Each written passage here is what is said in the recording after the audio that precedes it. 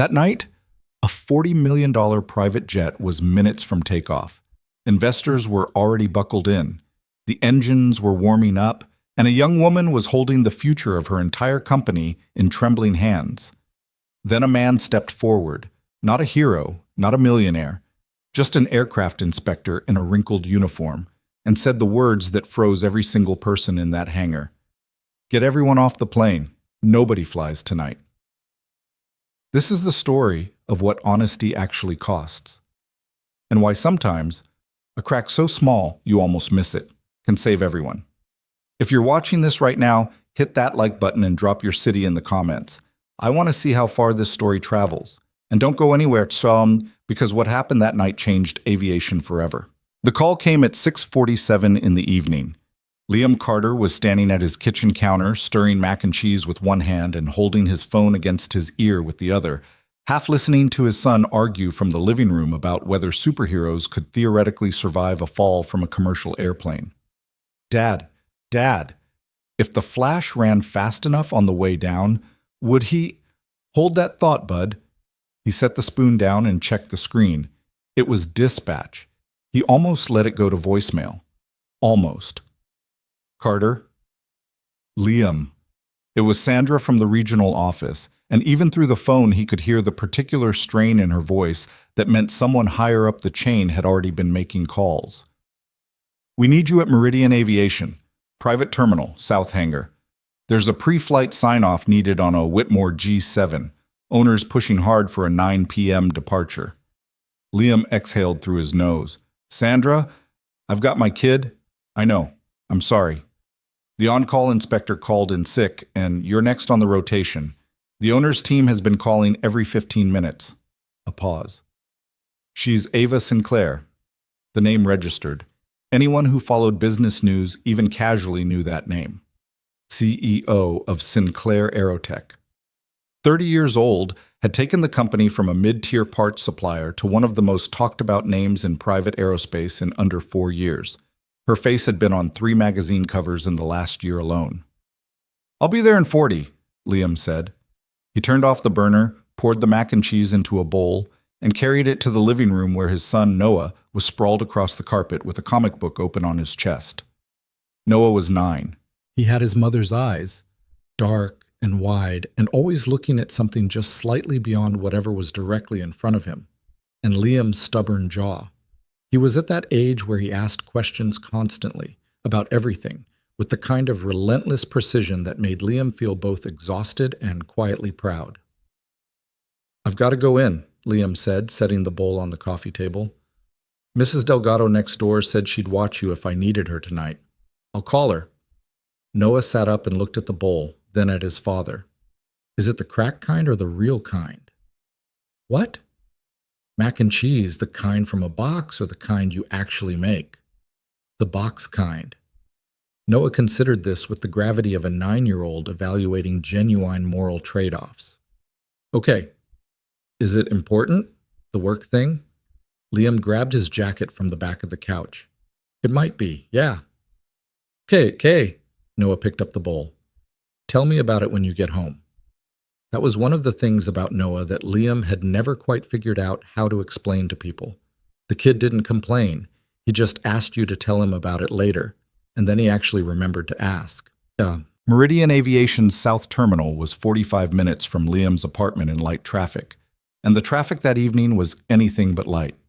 He sat in a slow crawl on the I-94 on-ramp for 12 minutes, drumming his fingers on the steering wheel, his inspection bag on the passenger seat beside him. The bag was worn at the corners. He'd had it for 11 years. Inside, a flashlight with 3 different heads, a set of precision mirrors, a digital bore scope, inspection templates, a torque wrench, documentation forms, a spare pair of reading glasses he'd needed for 2 years and never admitted to needing until recently, and a folded photograph of Noah that he'd put there by accident one morning and never taken out. He drove with the radio off. He usually did on the way to inspections. There was a kind of settling in that happened when he drove in silence, a mental gear shift from the version of himself that burned mac and cheese and argued with his son about the Flash, to the version that crawled under multi-million-dollar aircraft looking for things nobody else wanted to find. He'd been doing this for 7 years. Senior Aircraft Inspector, Federal Aviation Certification, commercial and private rotary and fixed wing.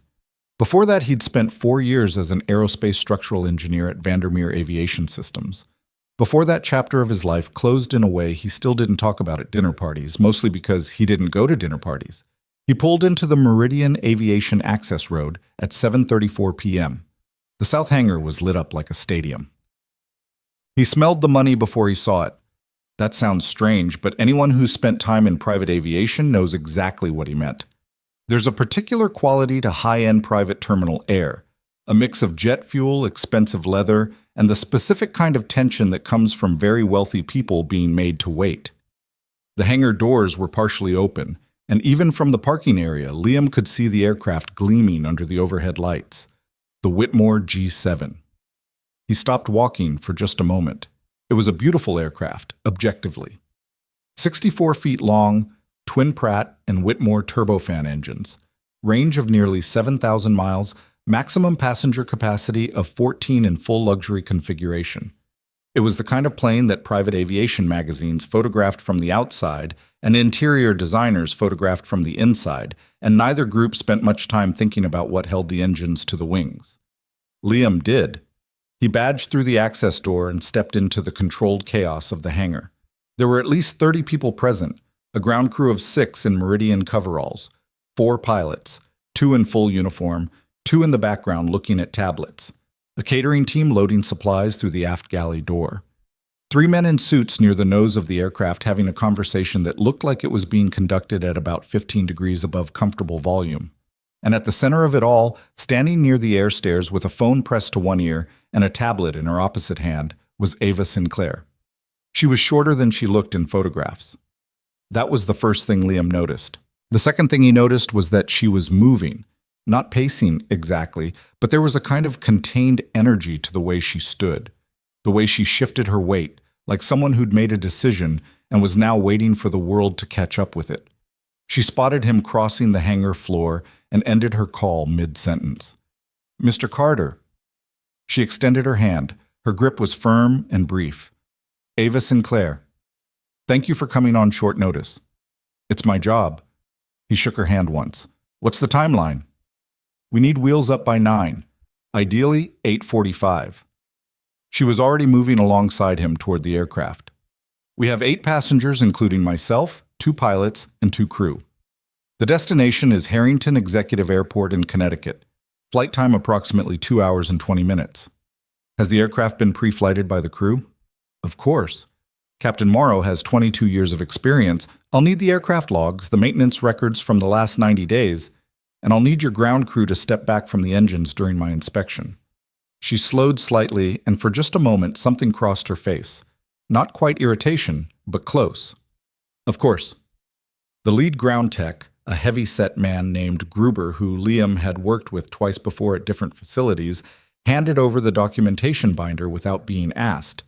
Gruber gave him a look that said, "I know the drill," and Liam gave him a nod that said, "I know you do." He started where he always started. Not with the engines. Everyone checked the engines first, which meant everyone convinced themselves the engines were fine. He started with the fuselage walk-around. The skin, the seams, the control surfaces, the landing gear assemblies. He moved slowly and deliberately, using his primary flashlight, crouching, standing, crouching again.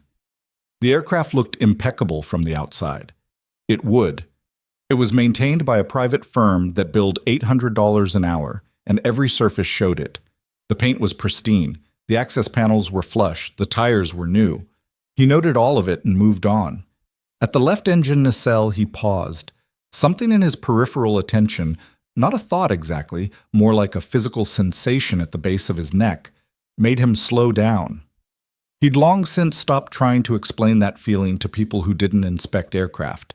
It wasn't intuition in any mystical sense. It was pattern recognition built from 11 years of looking at things that were slightly wrong, and the specific way that wrongness registered somewhere below conscious thought before his brain could articulate what it was seeing. He crouched and angled his flashlight into the lower nacelle junction. The G7's engine mounting system used a forward thrust fitting and 2 lateral support fittings to attach the power plant to the pylon structure. Standard configuration. He'd inspected 14 aircraft with this basic architecture in the past 3 years. He positioned his mirror and looked deeper into the recess between the lower engine mount fitting and the structural rib behind it. He stayed there for a long time. Then he picked up his borescope. 11 minutes later, he was still crouched at the same position. By that point, Gruber had drifted back. Captain Morrow, a tall man with silver at his temples who carried himself with the specific ease of someone who'd flown for a very long time, had come down from the cockpit and was standing nearby with his arms loosely crossed. 2 of the suited men had stopped their conversation and were watching. Ava Sinclair had walked over and was standing 4 feet behind him. "Mr. Carter," her voice was carefully level. "Is there a problem?" He didn't answer immediately. He repositioned the borescope and looked again. Then he stood up. He turned around and looked at Ava Sinclair directly. Her expression had shifted. The careful executive composure was still there, but something had sharpened underneath it. "There's a crack in the lower engine mount fitting," he said. "Left engine. The fitting itself is at the attachment point to the structural rib." Silence. Captain Morrow unfolded his arms. "How significant?" "I can't give you the full picture without more testing, but from what I can see with the borescope, it's not a surface crack. It goes deeper." He paused. "The fitting in question is a primary load-bearing component. It transfers engine thrust loads into the wing structure. If it fails, Inspector." One of the suited men stepped forward. He was maybe 55, heavy through the shoulders, with the practiced authority of someone who ran large meetings. "Our maintenance team certified this aircraft 6 days ago. Are you telling me they missed something?" "I'm telling you what I'm looking at right now." With a flashlight and a camera on a stick, the man's voice had a particular quality. Not quite contempt, but comfortable dismissal. The tone of someone who considered his own assessment of a situation to be the only reliable data point. "We have a maintenance certification dated 6 days ago, a captain with 22 years of experience, and a flight that has to depart tonight." Liam looked at him for a moment. "What's your name?" The man blinked. People didn't usually ask him that directly. "Marcus Webb. I'm CFO of Sinclair Aerotech." "Mr. Webb, I don't care about the maintenance certification. I don't care about Captain Morrow's experience. I care about what's in that engine mount right now." He kept his voice flat and even. "And right now, what's in that engine mount concerns me enough that I can't sign off on this flight." The hangar went very quiet. "Mr. Carter?" Ava's voice was different now, quieter, more direct, stripped of the professional warmth. She was looking at him with an expression that was hard to read. "I need you to understand what's at stake tonight. The 8 people boarding this aircraft are the investors whose decision in the next 72 hours determines whether my company survives the next 5 years. This flight is not incidental. It is the meeting. If we don't get to Connecticut tonight, Ms. Sinclair." He interrupted her gently, which was not something he did often. "I understand what you're telling me." "Do you?" "Yes." He met her eyes. "And I'm still telling you that aircraft cannot fly tonight." She held his gaze for a long moment. Something moved through her expression that he couldn't fully identify. Frustration, fear, something else underneath both. Then Marcus Webb stepped closer. "There are protocols for disputed inspections. You know that. We can request a second inspector." "You can do that," Liam said. "That's your right. But until a second inspector signs off, my ruling stands. And I'll tell you right now, any qualified inspector who looks at what I'm looking at will reach the same conclusion." "You're very confident." "I'm looking at a crack in a primary engine mount fitting. I don't need a lot of confidence. I just need eyes." The next 20 minutes were the kind that exist in a specific way in Liam's memory. Not as a continuous sequence, but as a series of distinct moments, each one separate, like frames from a film. Captain Morrow asking to look through the borescope himself, and then being very quiet for about 30 seconds, and then handing it back without comment. Marcus Webb on his phone, voice low and controlled, speaking to someone Liam couldn't identify. The catering crew pausing their loading, exchanging looks. 3 of the investors gathering near the front of the aircraft, their conversation shifting into something more serious. Ava Sinclair standing apart from all of it, looking at the aircraft with an expression that was absolutely unreadable. Then she walked over to him. Not to argue. Something in her posture had changed. She stopped beside him, her arms crossed loosely, and looked at the engine nacelle. "If I offered you $100,000, she said quietly, to let this flight depart, would that change anything?" He looked at her. She wasn't smiling. She wasn't trying to bribe him in any crass sense. She looked, if anything, slightly desperate, the way someone looks when they've run out of conventional options and are testing the remaining ones. "No," he said. 200,000. "Ms. Sinclair, I'm asking. I'm not threatening. I'm asking." "The answer is no," he said. "Not because of what you're offering, because there is a crack in that fitting. Money doesn't change what's in that metal." She nodded slowly, as if she'd expected exactly that answer and had needed to hear it anyway. Then Marcus Webb came back from wherever he'd gone, and he wasn't alone. Behind him was a man in a Meridian Aviation Management blazer, the facility's duty manager, a thin man named Holloway, who Liam had dealt with twice before and found to be mostly spineless under pressure. "Liam!" Holloway's voice had the strained quality of a person being pushed from multiple directions simultaneously. "I've spoken with the owner's team. They're requesting that we either produce a second inspector within the hour or formally document your finding and allow the flight to proceed under Captain's authority." Liam stared at him. "Holloway, you know that's not how this works. Under certain regulatory frameworks, under FAR, Part 91, the pilot in command has authority over flight operations. Under FAR Part 65 and my certification, I have the authority to ground an aircraft on an airworthiness finding. Those are two different things, and they don't conflict." He paused. "Unless you're telling me this facility is willing to let that aircraft depart with a documented unresolved airworthiness finding." Holloway opened and closed his mouth. "Because if you are," Liam said, and his voice was very quiet now, "I need you to put that in writing with your name on it." Silence. Nobody put anything in writing. Met. At 8:12 p.m., Liam stood at the base of the air stairs and raised his voice to be heard across the hangar floor. "I need everyone off the aircraft," he said. "All passengers, all crew, everybody out." The investors looked at each other. One of them, a gray-haired woman in a charcoal blazer, stood up from where she'd been seated just inside the cabin door and looked down at him with the particular expression of someone extremely accustomed to not being told what to do. "This is a joke," she said. "Ma'am, I need you to deplane." "Do you have any idea, I know exactly what I'm asking you to do," Liam said. "I'm asking you to get off an aircraft that I believe has a structural defect in its engine mounting. You can be angry about it if you want, but please get off the plane." She looked at him for a very long second. Then she looked at Ava Sinclair, who was standing near the nose of the aircraft with her arms at her sides. Ava gave a single, small nod. The gray-haired woman descended the air stairs. One by one, they came off. The investors, the cabin crew, the co-pilot. Captain Morrow was last, coming down the stairs with the practiced composure of a man who'd seen many things in 22 years of flying and was determined not to visibly react to this one. He stopped beside Liam at the bottom of the stairs. "You better be right," Morrow said, not threateningly, just flatly, with the weight of a man who understood exactly what the alternatives meant. "I know," Liam said. But by 8:30, the hangar had rearranged itself. The investors were gathered in a knot near the service entrance, most of them on their phones. Marcus Webb had found a corner and was conducting what appeared to be 4 simultaneous calls. The catering crew had retreated. The ground team stood near the equipment bay, uncertain what their job was now. Ava Sinclair was sitting on a metal equipment case about 20 feet from the aircraft, her tablet dark in her hands, looking at nothing.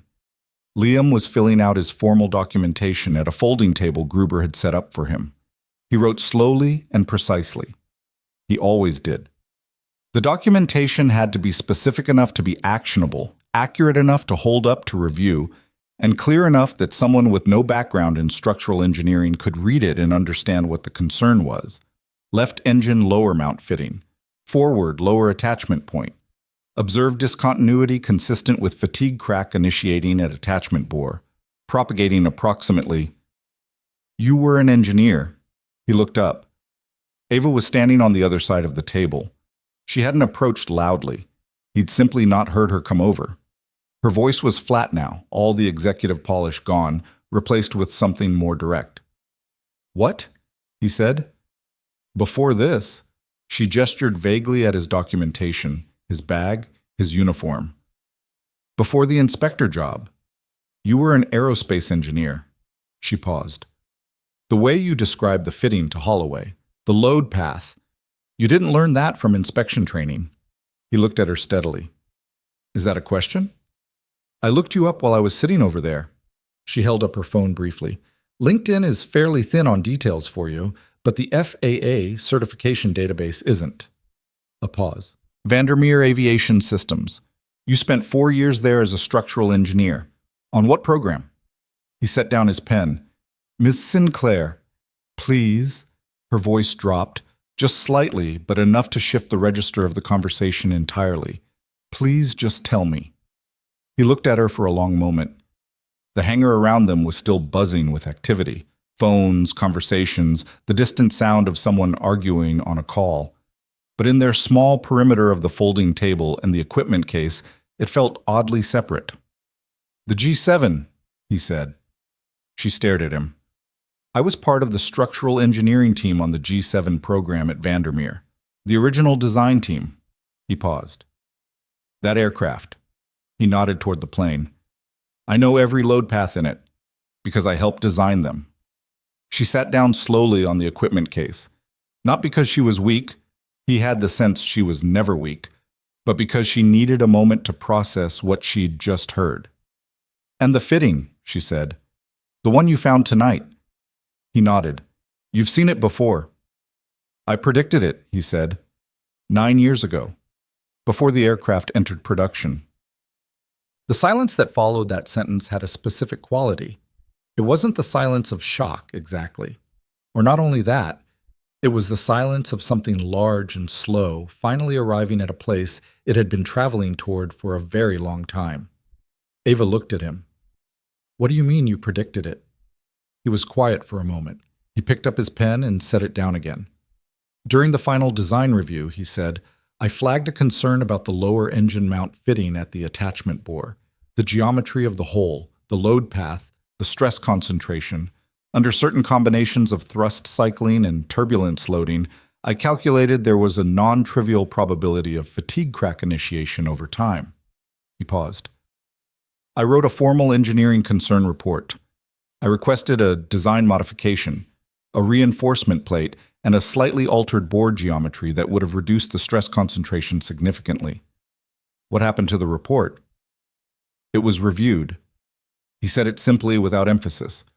"The program manager at the time, a man named Dennis Alcott, determined that the modification would add weight, add cost, and delay the certification schedule by approximately 4 months. The risk assessment was reclassified as acceptable. The design went forward unchanged." Ava's expression was very still. "And you?" "I filed a dissent in the engineering record, which I was entitled to do." A pause. "And then my contract on the program ended. Restructuring, they called it. My position was eliminated." He looked down at his documentation. "I tried to follow up through official channels.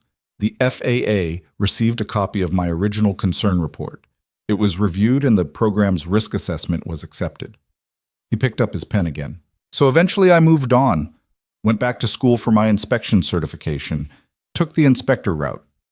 Because you could still ground aircraft." He looked up at her. "Because as an inspector," she said slowly, "you still had the authority to stop a flight, even without a company behind you, even without a program manager overruling you." He didn't confirm or deny it. He didn't need to. Ava was quiet for a long moment. She looked at the aircraft, at the left engine, at the nacelle that housed the fitting he'd found, and her expression had something in it now that Liam couldn't quite name. Not guilt, not quite. Something more complicated. "My company acquired several of the Vandermeer G7 assets 2 years ago," she said, "including the maintenance program." A pause. "I didn't build this aircraft, but I operate it, and I was going to put 8 people on it tonight." "Yes, because I trusted the maintenance record." "I know." and you stopped it." He didn't say anything.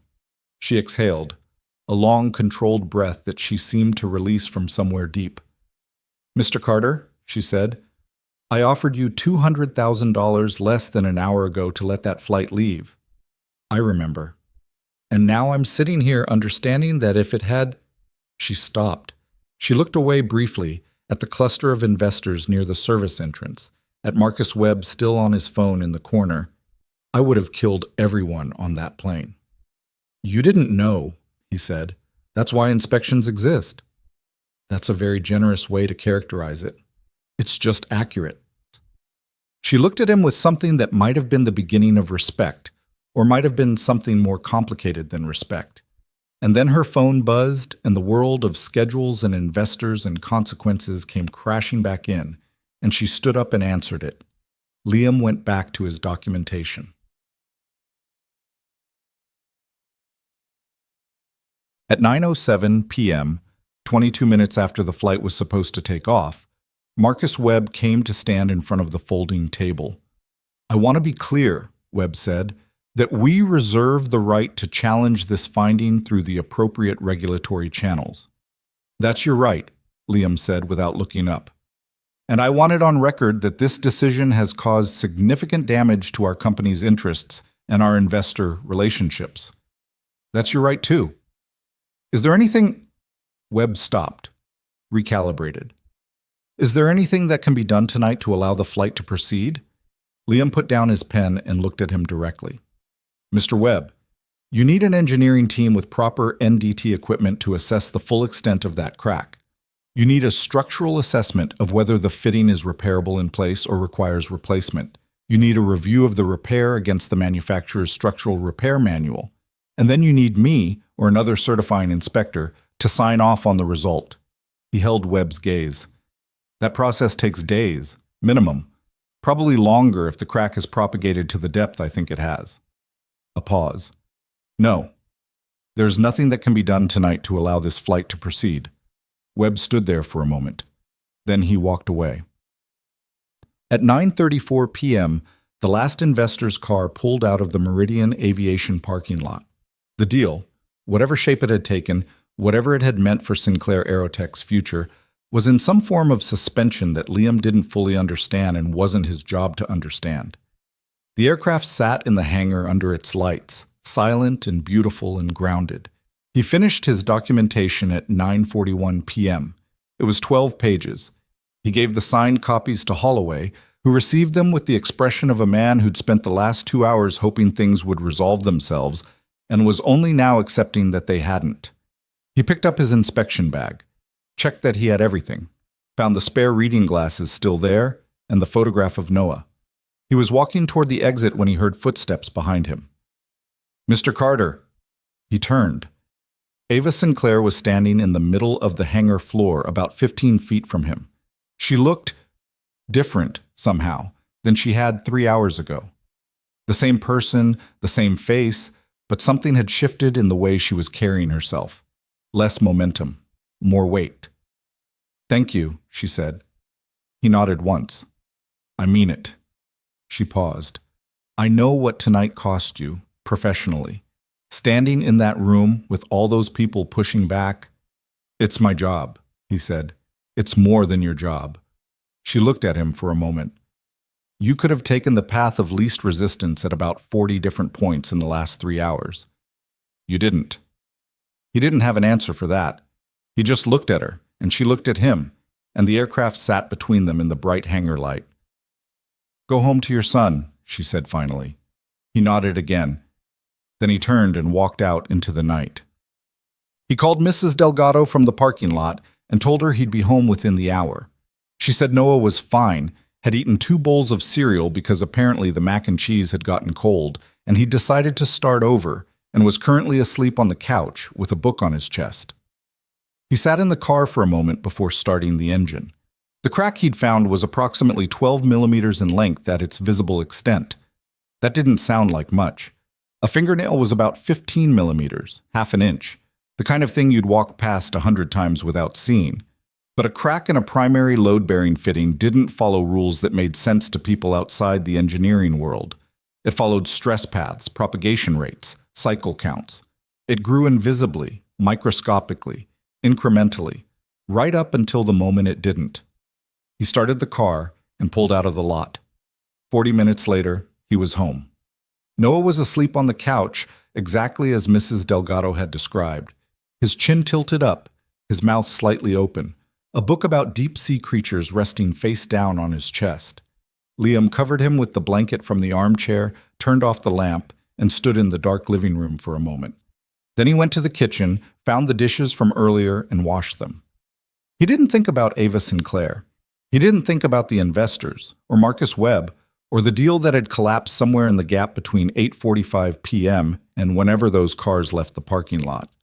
He thought about the fitting, about the bore geometry, about the stress concentration factor he had calculated 9 years ago on a computer at a desk in a building that no longer existed in the form he remembered it. He had been right.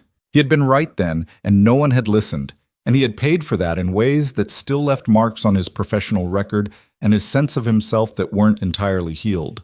And tonight, he had been right again, and this time, the people on that aircraft had walked away. He dried the last dish, set it in the cabinet, and turned off the kitchen light.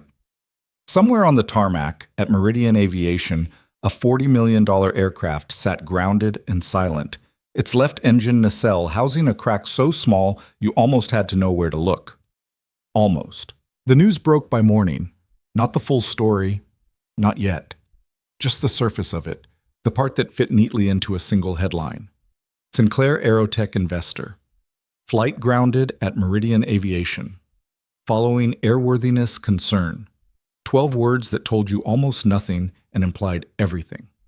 By 7 a.m., it was running on 3 financial news feeds and 1 regional aviation blog that somehow always got these things first.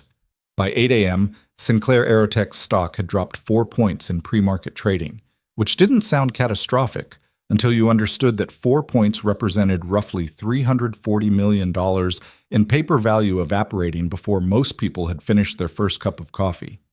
Liam read about it on his phone while Noah ate cereal across the kitchen table, asking him between bites whether deep-sea fish could theoretically survive if you brought them to the surface slowly enough.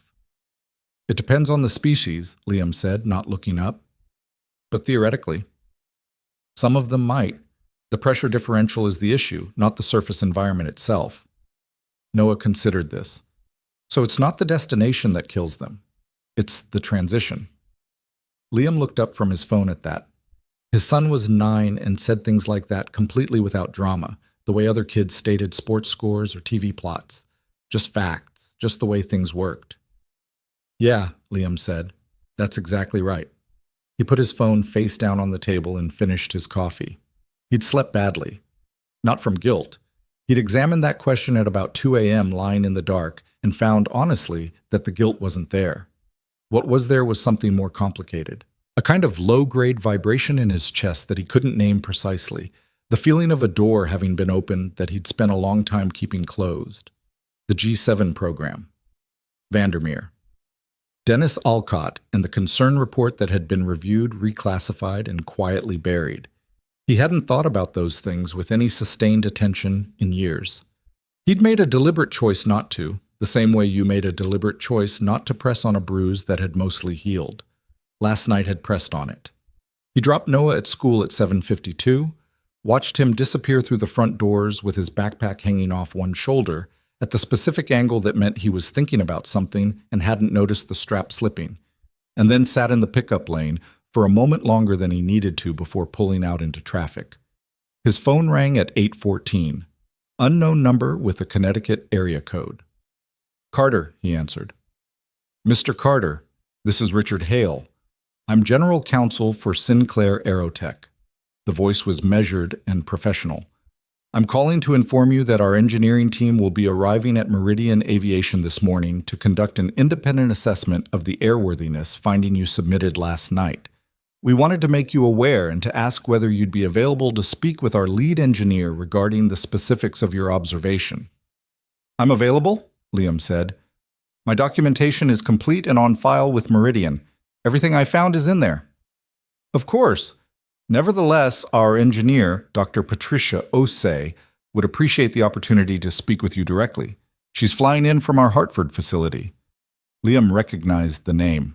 Patricia Osei had published 3 papers on fatigue crack propagation in aluminum alloy structures that he'd read during his certification study years ago. She was serious. Good. Tell Dr. Osei I'll be at Meridian at 11, he said. He hung up and drove. He stopped at a gas station, filled the tank, stood in the cold morning air, and looked at nothing in particular while the pump ran. A truck pulled in beside him. Country music leaked out the cracked window. The driver, a heavy-set man in a feed company hat, nodded at him without making eye contact. The particular acknowledgement of 2 men who'd both chosen to exist in the same space without needing to discuss it.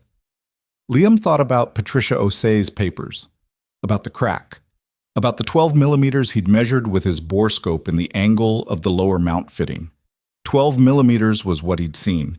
What he hadn't seen, what no borescope in the world could tell him without cutting the fitting open, was how far it went. He thought about what Captain Morrow had looked like, standing at the bottom of those air stairs with his 22 years of experience and his precise, careful face, saying, "You better be right." The pump clicked off. He replaced the nozzle, got back in the car, and drove toward Meridian. He was 40 minutes early. He sat in the parking lot and read the rest of the financial news on his phone, not because he cared about Sinclair Aerotech's stock price, but because understanding the full pressure Ava Sinclair was under helped him understand the shape of the conversations that were going to happen today.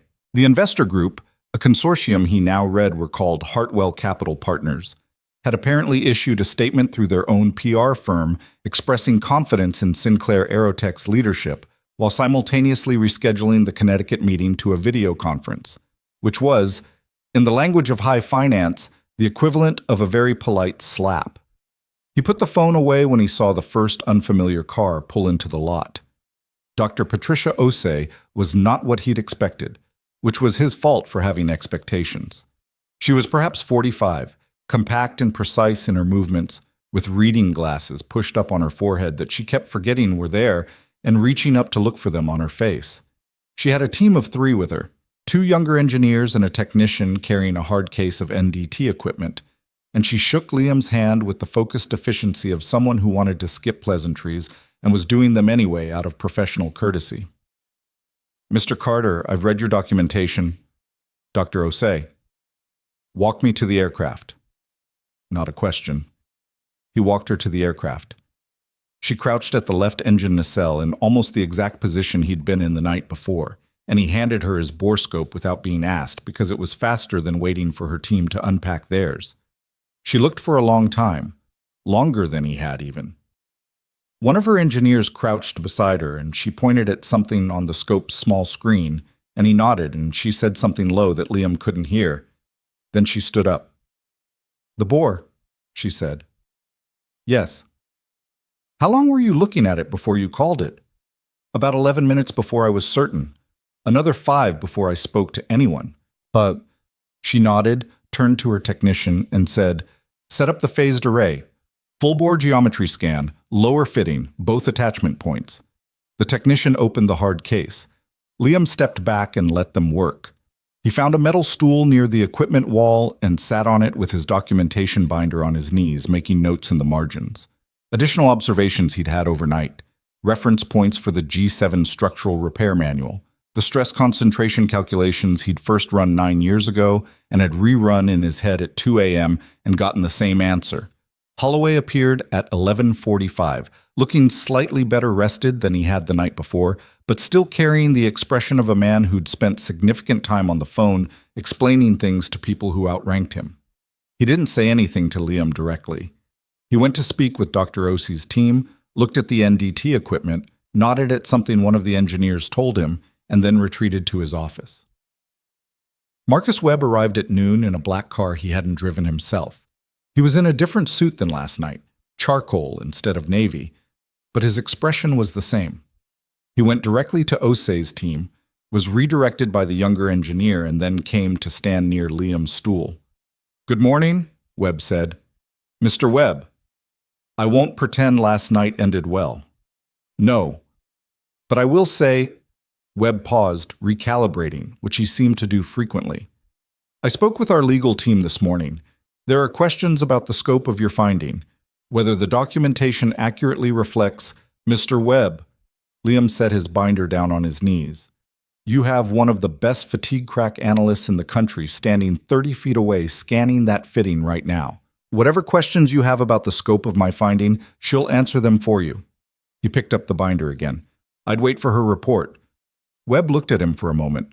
A different look than last night. Less dismissive. Something more calibrated in it.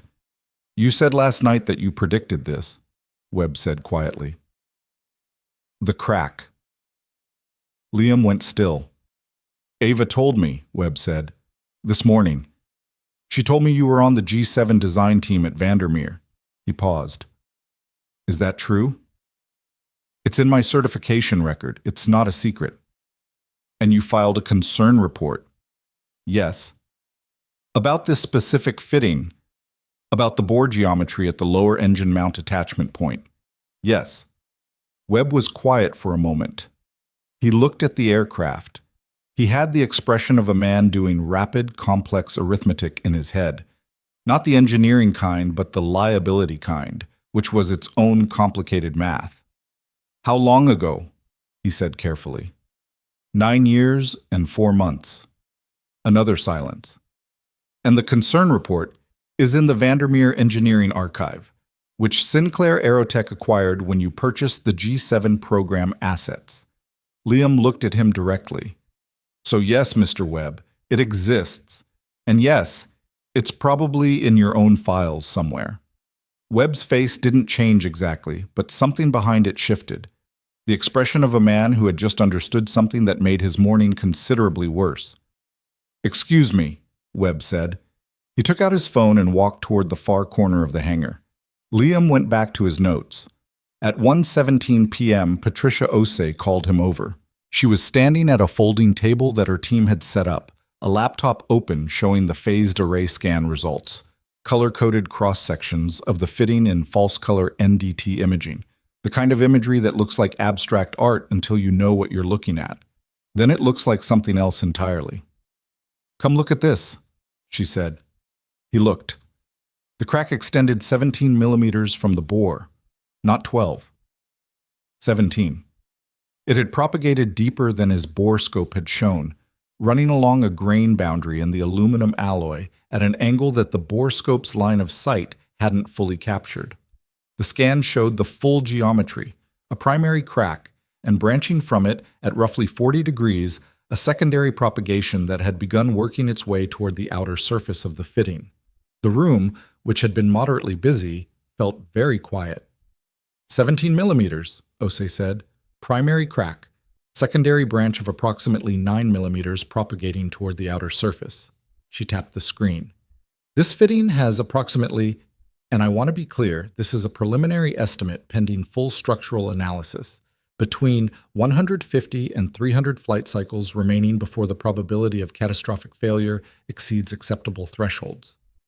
Nobody said anything for a moment. One of the younger engineers was very carefully not looking at anyone. The flight last night, Liam said, Connecticut and back. Would have been approximately 1 cycle, Osei said. Yes. She said it simply, without drama, the way engineers say things that are factual and terrible. Liam appreciated that about her. So the aircraft could have made it, Webb said, from somewhere behind them. Liam hadn't heard him return. It might have made it, Osei said, turning to look at Webb with the calm expression of someone who is very tired of that particular interpretation being the takeaway. The probability of failure on a single flight, given current crack geometry and estimated load conditions, is perhaps 5 to 8%. Those are not good odds for a commercial flight. They are catastrophic odds for a human life. I understand, Mr. Webb. Her voice was still level, but there was something underneath it now. If this fitting had failed at cruise altitude, the engine would have separated from the wing. At that point, you are not looking at an emergency landing. You are looking at structural failure of the wing itself under asymmetric loading, followed by loss of control. Everyone on that aircraft dies. She paused. That is what we are discussing, not a 5% chance of an inconvenience, a 5% chance of killing 11 people. The hangar was very quiet. Liam looked at his hands. He was thinking, not for the first time, and with a clarity that always surprised him when it arrived, about the difference between a number and a fact. 5 to 8%. That was a number. That was a calculation. The fact was Ava Sinclair and 7 other people and 2 pilots walking down those air stairs last night into the cold hangar air, alive, irritated, their phones buzzing with messages about a collapsed deal, their future uncertain. Alive. The fact was that alive and uncertain was the only version of this story that had a next chapter. He became aware that someone was standing in the hangar entrance. He looked up. Ava Sinclair was standing just inside the large door, still in her coat, a travel bag over one shoulder. She must have come directly from somewhere. Her hair was slightly wind-caught, and she had the focused, slightly compressed look of a person who'd been moving fast for hours and had just stopped. She looked at the laptop screen from across the room. She couldn't read the scan data from that distance. But she could read the room. She walked toward them. Osei met her halfway and spoke to her in a low voice, turning the laptop so she could see the screen. Liam watched Ava look at the image, watched her face do several things in rapid succession that she probably didn't know were visible. A fractional tightening around her eyes, a pause in her breathing, something that went through her jaw and then was gone. Then she straightened and her face went back to the controlled version. "Patricia," she said, "what do we need?" "The fitting needs to be replaced, not repaired. Replaced. I'll need to pull the full inspection records for every G7 in the fleet and cross-reference with cycle counts and maintenance history. Given what I'm seeing here, I don't want to assume this is an isolated case." Ava nodded. She was doing the calculations. Liam could see it. The fleet. The inspections. The cost. The time. What it meant for the company's operations, the insurance, the regulatory conversations that would begin approximately as soon as Osei's report was filed. "Do it," Ava said. "I'll need full access to your maintenance records." "You'll have everything." Ava looked at Webb. "Make sure she has everything." Webb nodded. He had the expression of a man who had accepted that his morning had been irreparably bad and was now focused on containing the afternoon. Ava looked at Liam then. He was still sitting on his stool near the equipment wall. She walked over to him and he stood because it seemed like the right thing to do, though he wasn't sure why. "Dr. Osei confirmed what you found," she said. It wasn't a question. "And then some," he said. She looked at him for a moment. The composed version of her face, the CEO face, was still there, but he'd seen enough of her last night to know it was a surface now, not the whole thing. 17 millimeters, she said quietly. I heard her say that. "Yes." "You found a 12-millimeter crack with a flashlight and a borescope." "And prior knowledge of where to look," he said. "Because you designed it." "Because I worried about it," he corrected. "For 9 years." She absorbed that. She looked away toward the aircraft and then back. "Your concern report from Vandermeer. It exists." "I know. I had our archivist pull it this morning." She paused. "It's 47 pages. Your analysis, the load calculations, the proposed modification." Another pause, longer. "It's the most thorough engineering document I've read in a long time." He didn't say anything. "They buried it," she said. "They reclassified the risk as acceptable." He said it without bitterness. He'd had 9 years to work through the bitterness. That's different from burying it. Is it? He thought about that honestly. Maybe not. No. She crossed her arms, looked at the floor for a moment. "Dennis Alcott," she said. Liam looked at her sharply. She'd done more research this morning than he'd given her credit for. "He's been with 3 companies since Vandermeer," she said. "Currently SVP of Operations at Hartwell Capital Partners." The name landed strangely. Hartwell Capital Partners. The investor consortium. The group that had been on the aircraft last night. The group whose participation in whatever deal Ava was building had driven the entire pressure of the evening. "I didn't know that," Liam said. "I didn't either," Ava said. "Until about an hour ago." A pause. "He was going to be on that flight." Liam was very still. "He's the representative Hartwell sent for the site visit," she said. "He was one of the 8 passengers." She looked at Liam steadily. "He was going to board an aircraft to evaluate my company's facilities, not knowing, or possibly knowing perfectly well and choosing not to mention, that he had once signed the documentation suppressing the concern report that identified the crack that was about to kill him. The hangar around them continued its ordinary business. Osei's team continued setting up equipment. Somewhere a phone rang and someone answered it. The machinery of a regular working day proceeding in parallel with something that was anything but. "Do you know if he knew?" Liam asked. "No," she said. "I don't know. And I'm not sure it matters right now. It might matter eventually." "Yes." She looked at him. "It might." She left him then to go deal with the 15 other things that were pulling at her, and he sat back down on his stool and looked at his hands again for a moment before picking up his documentation binder. Dennis Alcott. He rolled the name over in his mind. He hadn't thought about that name in a concentrated way in years. Dennis Alcott had been 52 when Liam was 23, a program manager with a particular gift for making financial decisions sound like engineering decisions, and vice versa. He'd had a way of listening to technical arguments with complete apparent attention and then dismissing them in language that sounded technically informed, but was, underneath the vocabulary, purely economic. The stress concentration analysis is within acceptable parameters when balanced against production timeline requirements. Translation: we're not fixing it because fixing it costs money and time. Liam's contract had ended 6 weeks after he'd filed the formal dissent. He'd never been able to prove those two things were connected. Restructuring was restructuring.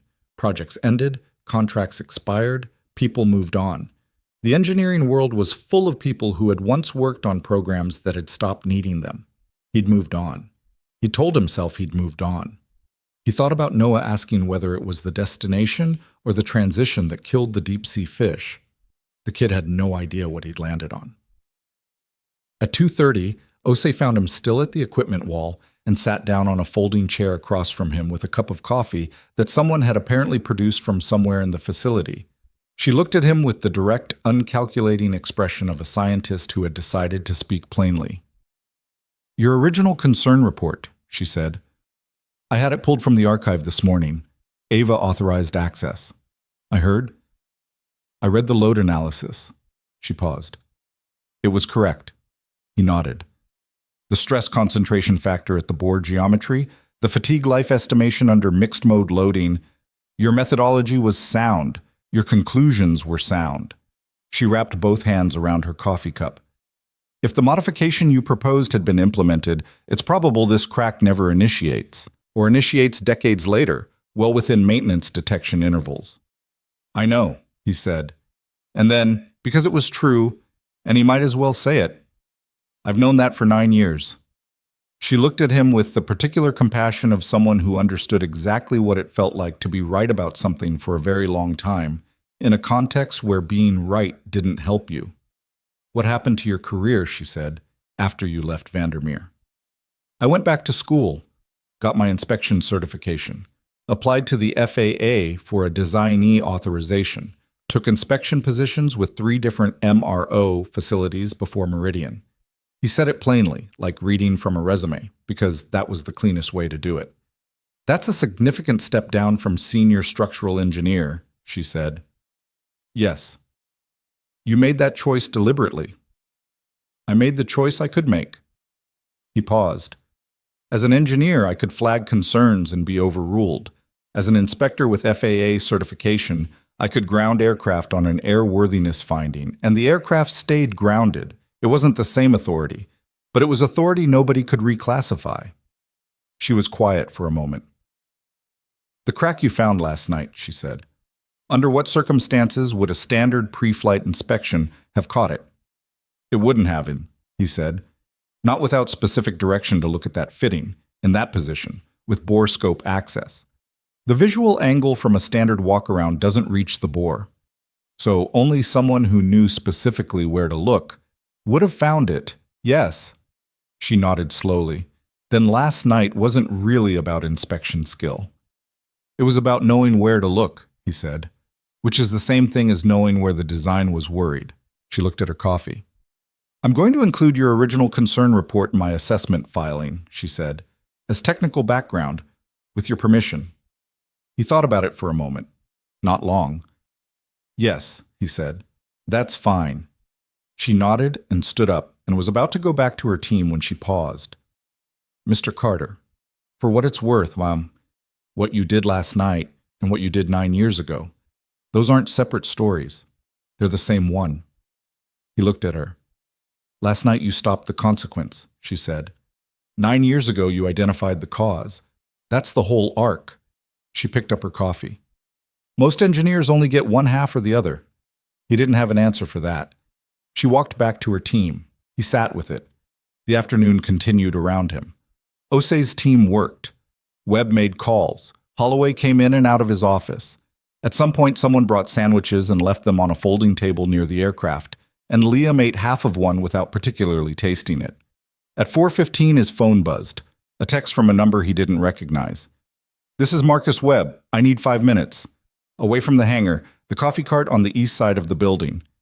MW. He looked at it for a moment, then put his phone in his pocket and went to find the coffee cart. Webb was already there, standing with a paper cup he wasn't drinking. He'd loosened his tie, which was the most disheveled Liam had seen him. He looked like a man who had spent the day being told things he didn't want to know and was now deciding how to metabolize them. I want to ask you something directly, Webb said, and I'd like a direct answer. Okay. When you walked into that hangar last night, before you started the inspection, did you already suspect what you'd find? Liam considered the question honestly. No. I didn't know the aircraft was a G7 until I saw it. I don't choose my inspections. But once I saw it, I knew what the potential vulnerabilities were. Yes, he paused. That's not the same as going in looking for something specific. I didn't want to find a crack. I was hoping not to find one. Webb nodded. He looked at his coffee. The concern report, he said. Ava is going to pursue the question of what Alcott knew and when. That's her decision. Yes. Webb looked at him directly. I want you to know, and I recognize I have no particular right to ask for this, but I want you to know that not everyone at this company knew what was in those archive files. Ava didn't know. I didn't know. When we acquired the G7 assets, we inherited a maintenance program and a documentation system that was... He stopped. That was not well organized. That's not an excuse. It's context. Mr. Webb, Liam said, I'm not holding Sinclair Aerotech responsible for what Vandermeer did 9 years ago. Webb blinked. That had apparently not been the response he was prepared for. I'm holding a structural fitting responsible for developing a fatigue crack, Liam continued, which it did, on schedule, exactly as the stress analysis predicted it would. That's not anyone's fault at this company. That's physics. He paused. The question going forward is what you do with the information you now have. That part is your choice. Webb was quiet for a long moment. You're a strange man, he said finally. Not unkindly. I've been told. Webb looked away at the building's eastern wall, at nothing particular. Patricia Osei is filing her preliminary report tonight. She's recommending mandatory inspection of all G7 variants in Sinclair's fleet. She's also recommending we notify the FAA's Aircraft Certification Office and the type certificate holder. He paused. There are 4 other operators with G7 aircraft in the U.S. and 14 internationally. Liam felt the number settle on him. 18 aircraft. 18 aircraft with the same bore geometry, the same stress concentration, the same fatigue crack initiation site. 18 aircraft that had been flying for the same number of years, accumulating the same cycles, developing the same invisible progression of damage in a fitting that no standard inspection protocol directed anyone to look at closely enough. How quickly can you get the FAA involved? He asked. Osei is making the call tonight. We're not waiting. Webb looked back at him. I want you to know that. Whatever else you think of how this company operates, we are not waiting. Liam believed him. He wasn't sure why exactly. Webb was a CFO, a financial animal, a man whose instincts ran toward calculated risk. But there was something in the way he said it, flat and without rhetorical flourish, that had the texture of a decision already made. Good, Liam said. He drove home at 6:40. The evening was cold, the sky a flat gray that turned pink at the edges near the horizon before fading altogether. He drove with the radio off again.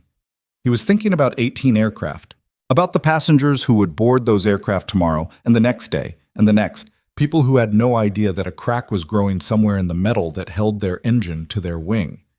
People who had no reason to know, people who were trusting, reasonably, rationally trusting. The invisible infrastructure of expertise and caution and regulatory oversight that was supposed to catch exactly this thing before it caught them.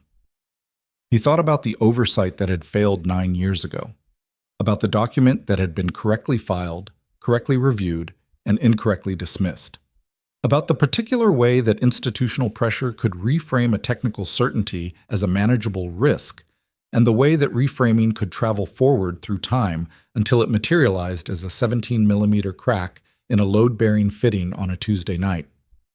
He thought about Dennis Alcott boarding a car in Connecticut at some point this morning instead of a private jet, checking his phone, seeing the headlines about the grounded flight, and feeling, what?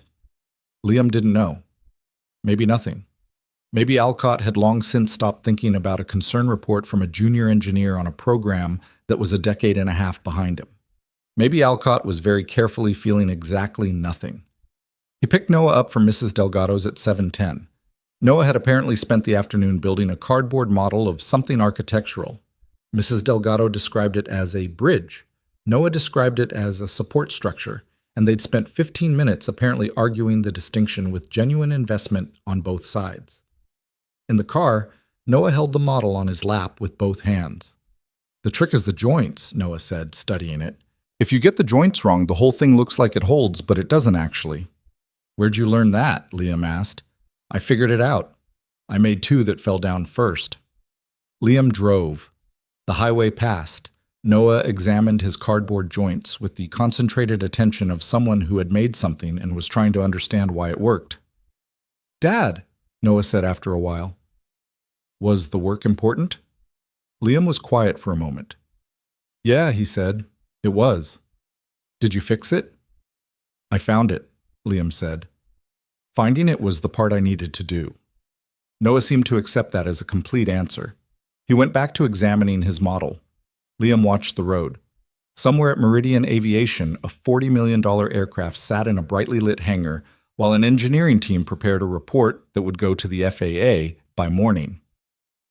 In offices in Connecticut, in hangar facilities in 4 other states, in maintenance programs across 14 international operators, the same hidden geometry existed in the same position in the same fitting on the same aircraft type. Waiting. As it had been waiting, patiently and without drama, for 9 years and 4 months. The difference now was that someone had finally said where to look. Patricia Osei filed her preliminary report at 11:47 p.m. that night. Liam knew this because she sent him a copy at 11:52 with a 2-line message that said, "Your original concern report is cited as Appendix C. I thought you should have this before morning."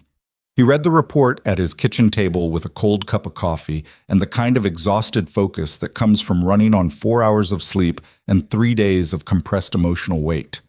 The report was 31 pages, dense with NDT data, crack propagation modeling, structural load analysis, and conservative but clearly stated risk conclusions. Osei wrote the way she spoke, precisely, without decoration, without hedging where hedging wasn't warranted. The last section was titled Historical Engineering Context, and it was 4 paragraphs long.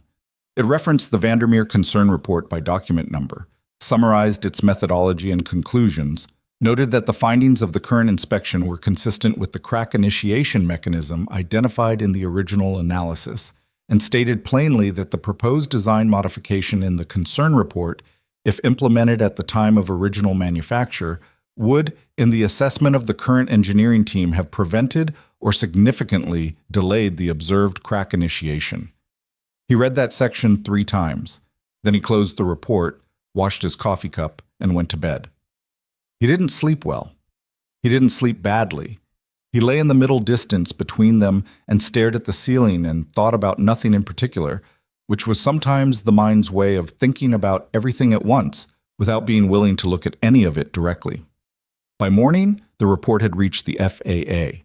He knew this not because anyone called him, though they would, but because by 7:15 a.m. the financial news feeds were running a different kind of headline, not the short surface version from the day before, something longer, something that had the quality of a story that had taken a night to fully assemble itself. Aviation Authority launches. Emergency Airworthiness Review. Following Sinclair. Aerotech. Inspection Finding. 18 Whitmore G7. Aircraft potentially affected. 18 aircraft. The number was in the headline now. Noah read it over his shoulder. Not the whole thing. Noah was 9 and financial news wasn't his primary interest. But he read the headline and he said, "Is that the thing from Tuesday night?" "Yes," Liam said. 18 planes, Noah said. "That's a lot." "Yes." "How many people fly in 18 planes?" Liam looked at his son. "A lot," he said again.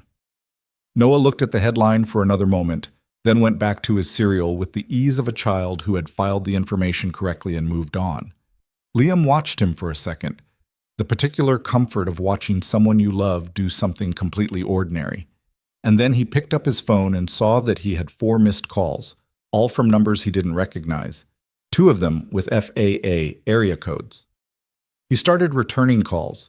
The next 6 days were the kind that accumulate in memory, not as a sequence, but as a texture, a dense, continuous pressure of phone calls, formal interviews, documentation reviews, and the particular bureaucratic intensity of a regulatory investigation moving faster than regulatory investigations usually moved.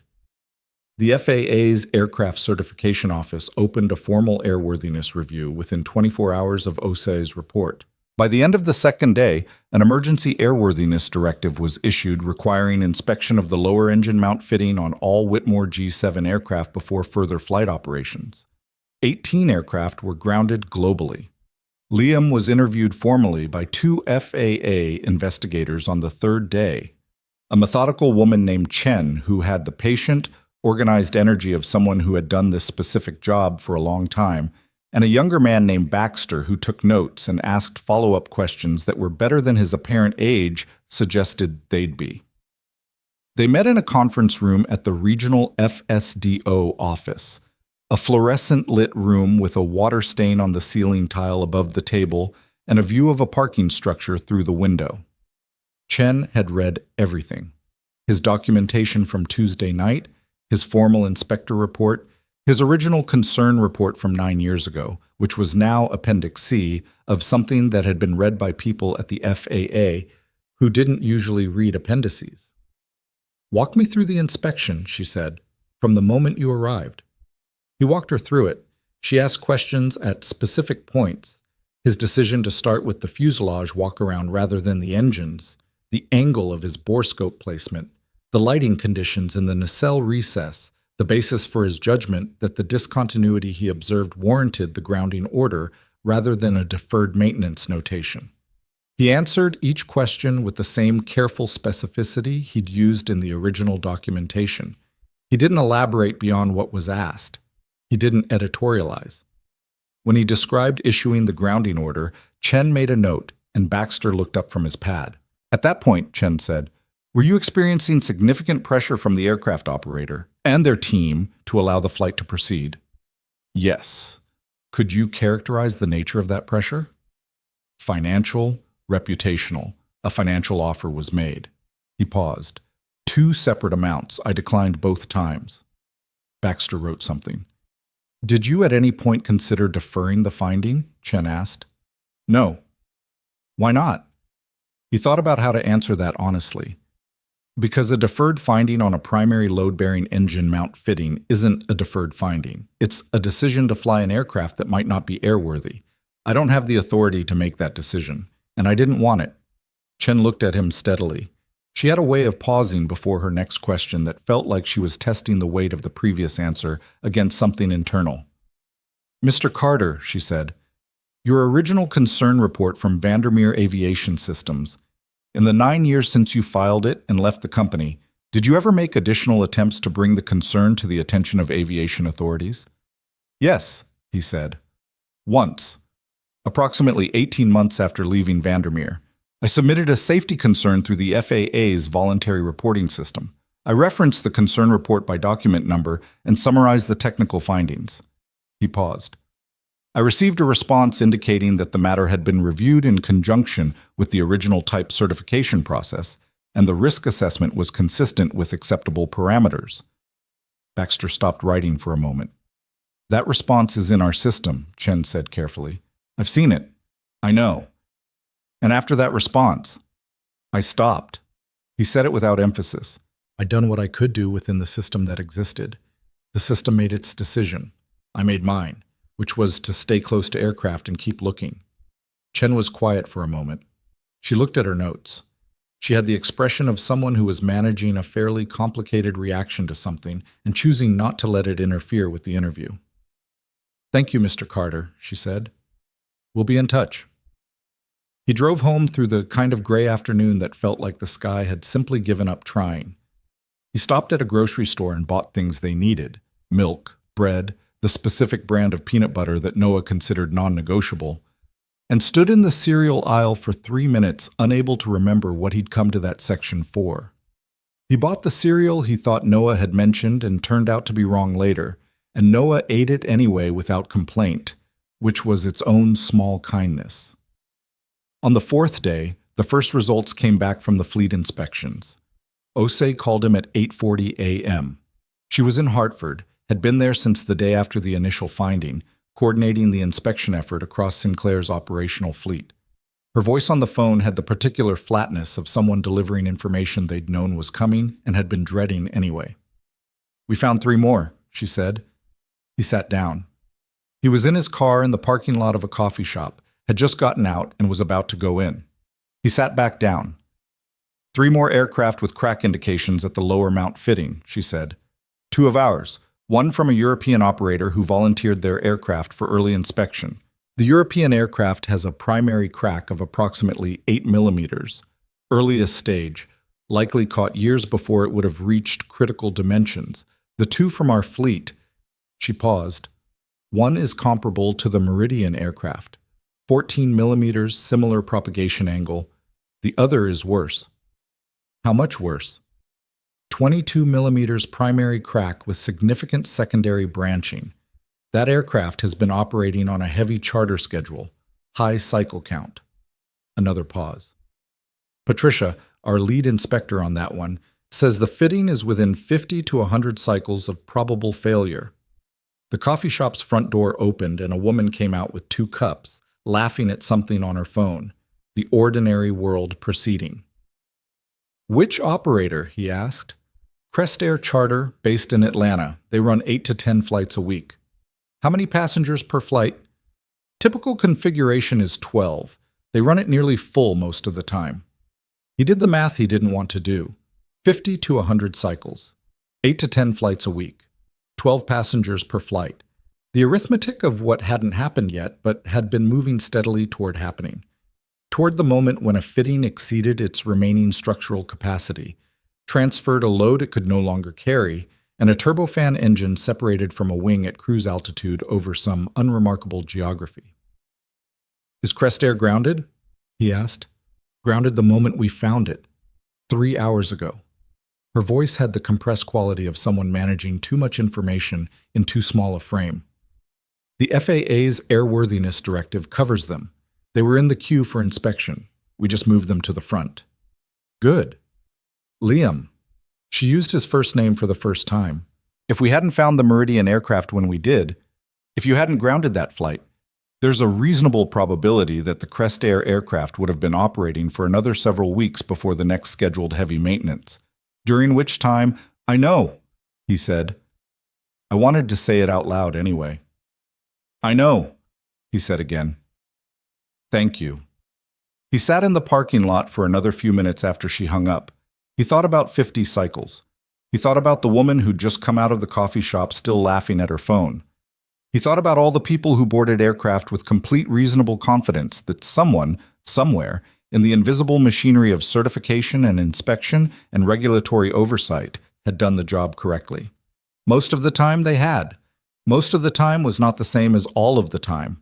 And the gap between most and all was where people like him were supposed to live. He went in and got his coffee.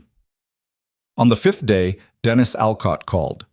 Liam was in the middle of writing a supplemental observation report that Osei's team had requested, additional technical context from his original engineering analysis, specific load calculations, the original stress concentration modeling, when his phone buzzed with a number he didn't recognize and a Connecticut area code. He almost didn't answer. He answered. "Mr. Carter." The voice was older than he remembered, a little rougher at the edges, but the cadence was unmistakable. The practiced authority, the forward lean of someone accustomed to controlling the opening of a conversation. "This is Dennis Alcott." Liam set down his pen.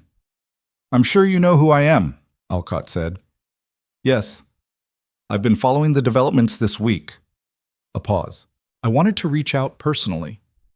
Liam didn't say anything. He waited. "I want you to know," Alcott said, "that the decision made on your concern report at Vandermeer was made in good faith, based on the risk assessment information available at the time." "Mr. Alcott," Liam said. Silence. "Why are you calling me?" A longer pause. "I told you. To reach out personally. Mr. Alcott." He kept his voice even. Not hostile, just flat and very clear. "You don't call someone to reach out personally when you have a PR department and a legal team. You call them because you want something, so I'd appreciate it if you told me what that is." The silence this time had a different quality. The rehearsed version of the conversation had apparently ended. "There's going to be an investigation," Alcott said. His voice had changed. The authority still there, but something underneath it now, something tighter. "Into the decision-making process at Vandermeer, the concern report, the risk reclassification." "I assumed there would be." "My name is on the reclassification documentation." "I know.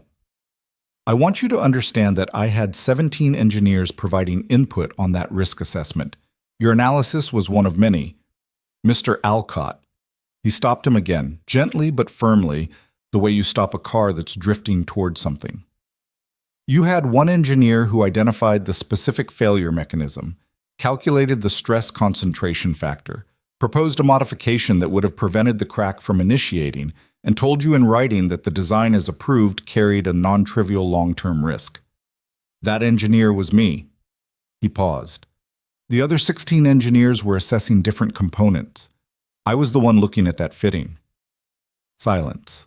"And now," Liam continued, "there are 4 aircraft with cracks in that fitting, one of which was approximately 50 flight cycles from catastrophic failure, and you were scheduled to be a passenger on the first one we found."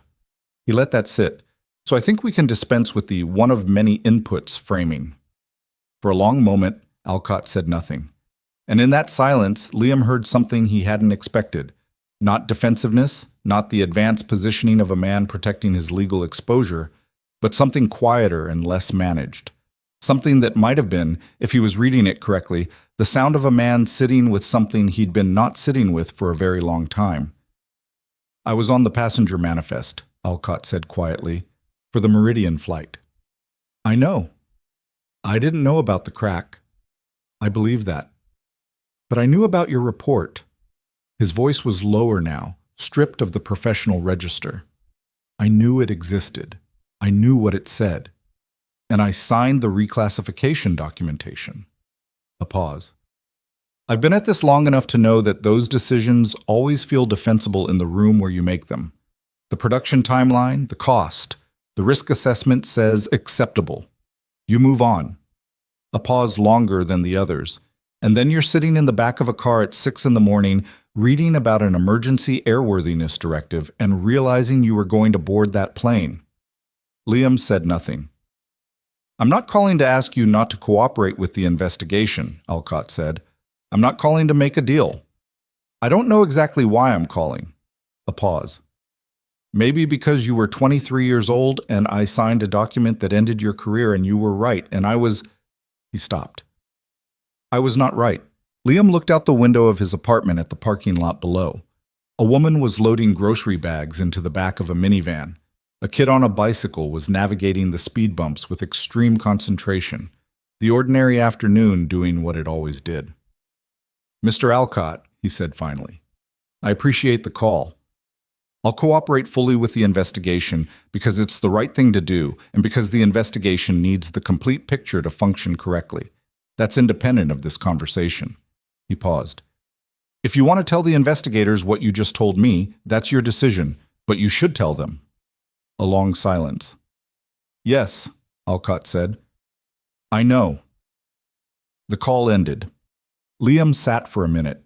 Then he picked up his pen and went back to the supplemental report. He wasn't angry. He'd examined that question the same way he'd examined the guilt question earlier in the week and found the same answer. Not the expected emotion, but something more complicated and less clean. Alcott was not a monster. He'd been a program manager with financial pressures and a risk assessment committee, and 17 engineers and a certification schedule, and a production cost structure that made the modification look like a problem, and Liam's concern report look like one data point among many. He'd made the decision that most people in his position would have made. That didn't make it right. It made it explicable, which was different, and considerably less satisfying than either condemnation or forgiveness. The investigation would sort out what it would sort out. That wasn't Liam's jurisdiction. On the 6th day, the story went national. He was making Noah's lunch when his phone began producing the particular rapid-fire buzzing that meant multiple messages arriving in close sequence. He finished making the sandwich, turkey, mustard, no tomato because Noah had developed a recent and firm anti-tomato position that Liam had decided wasn't worth fighting, and then looked at his phone. 3 texts from his sister in Oregon, who wanted to know if the inspector in the news was him.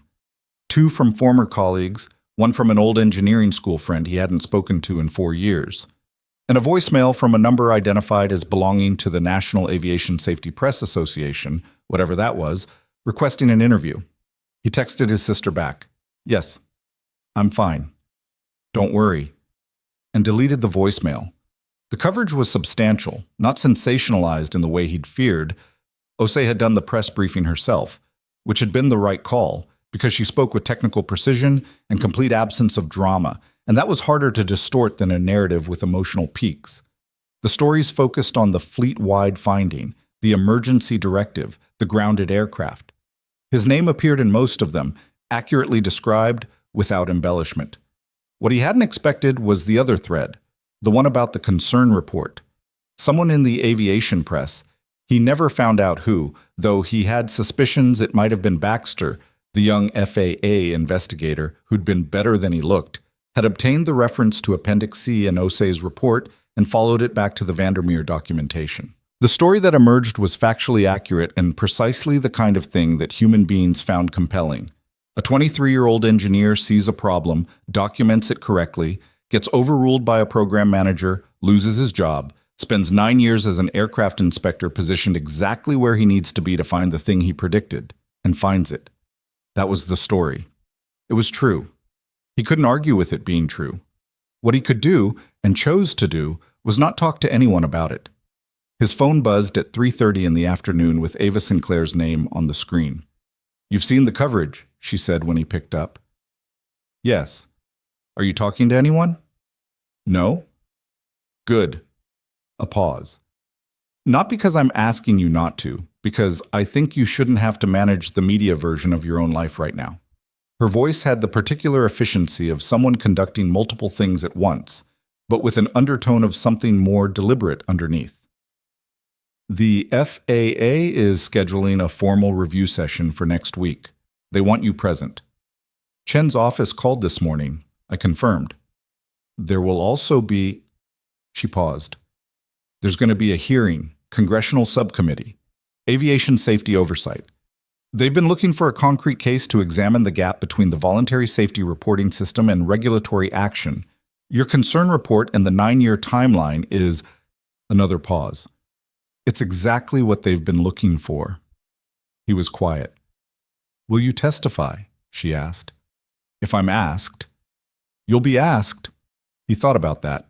About sitting in front of a subcommittee and explaining, in terms that non-engineers could follow, the difference between a stress concentration factor and a manufacturing defect, and why one produced a concern report that the other didn't, and what it meant that a voluntary reporting system could receive a technically sound safety concern, review it, and return a response that said acceptable parameters, while the crack continued growing undisturbed.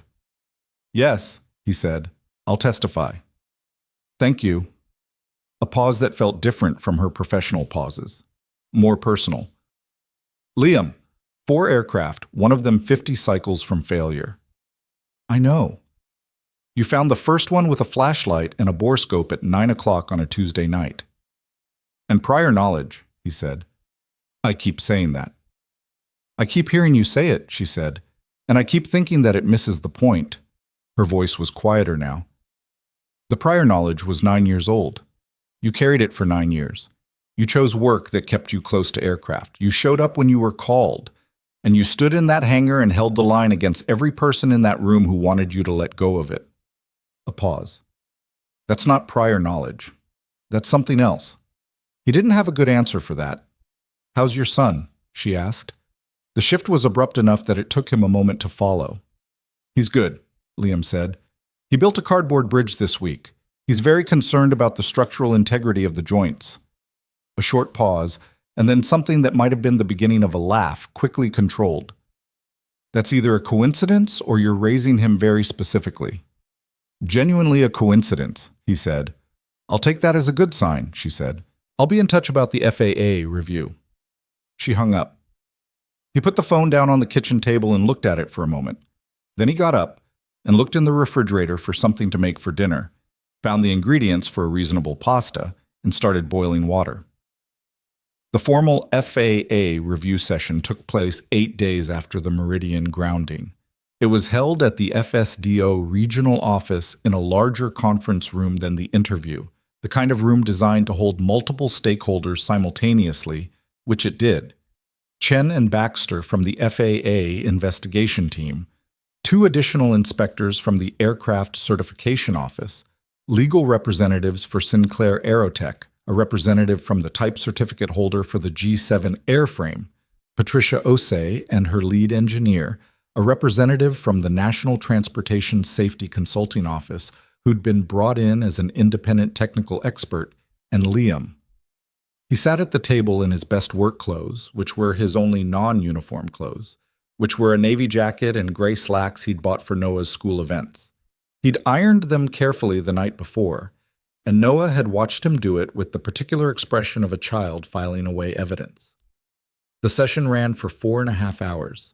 What emerged through the systematic presentation of engineering data, inspection records, NDT results, crack propagation modeling, and the historical documentation trail from Vandermeer to the present was a picture that was both precise and deeply uncomfortable. Precise because the engineering was unambiguous, the crack initiation mechanism, the propagation rate, the remaining structural life estimates were calculable facts supported by physical evidence. Uncomfortable because the timeline was equally unambiguous. A documented safety concern had existed for 9 years, had passed through appropriate channels, and had not resulted in any modification to the design or any specific inspection directive targeting the identified risk. 4 aircraft had been found with crack indications. One had been within 50 cycles of probable catastrophic failure. The type certificate holder's representative, a careful man named Erickson who had prepared extensively and showed it, argued that the original risk assessment had been made in good faith based on the analytical tools available at the time, and that the absence of in-service cracking reports over the aircraft's operational life to that point had been consistent with the acceptable risk classification. He was technically correct in a way that the room found deeply unsatisfying. Chen asked the question that Liam had been waiting for someone to ask. "Mr. Erickson, given what we now know about the crack propagation rate and initiation mechanism, at what point in the aircraft's operational service life would the standard inspection protocol, as defined by the approved maintenance program, have been likely to detect the crack without specific direction to examine the affected location?" Erickson paused. His legal representative leaned slightly toward him and said nothing. "Based on the current finding data," Erickson said carefully, "it is probable that the crack would not have been detectable by standard inspection protocol until it had reached a size consistent with imminent failure risk." The room was very quiet. "Meaning," Chen said, "that the existing maintenance program would not have caught this before it became a safety-critical finding." "That is a possible interpretation of the data, yes." Is there another interpretation? Erickson paused again. No, he said, not a reasonable one. The session ended at 2:47 p.m. People gathered their materials, had the side conversations that follow formal proceedings, and moved gradually toward the door. The technical representative from the NTSB consulting office stopped beside Liam's chair and introduced himself, a compact man named Ortega, who had the quiet efficiency of someone who'd spent a career in accident reconstruction and had learned to see backward from consequences to causes. Mr. Carter, Ortega said, I've read your original concern report. Dr. Osei has been generous in distributing it, Liam said. The load analysis is correct, Ortega said simply. I had 2 of my analysts review it independently. Your stress concentration modeling, your crack initiation prediction, your proposed modification. The methodology is sound and the conclusions hold up against current computational tools. He paused. You did this analysis at 23. I had good professors. Ortega looked at him with the measured expression of a man who had spent a career parsing what people said against what they meant. Your professors gave you the tools, he said. You're the one who looked at that board geometry and understood what it was going to do over time. That's not a teachable skill. That's something different. Liam didn't know what to say to that, so he didn't say anything. The congressional testimony, Ortega said. I'll be appearing as well. I think our accounts will complement each other. He extended his hand. It's been a long time since I've been in a room with someone who had the right answer and the patience to wait 9 years for the world to catch up with it. Liam shook his hand.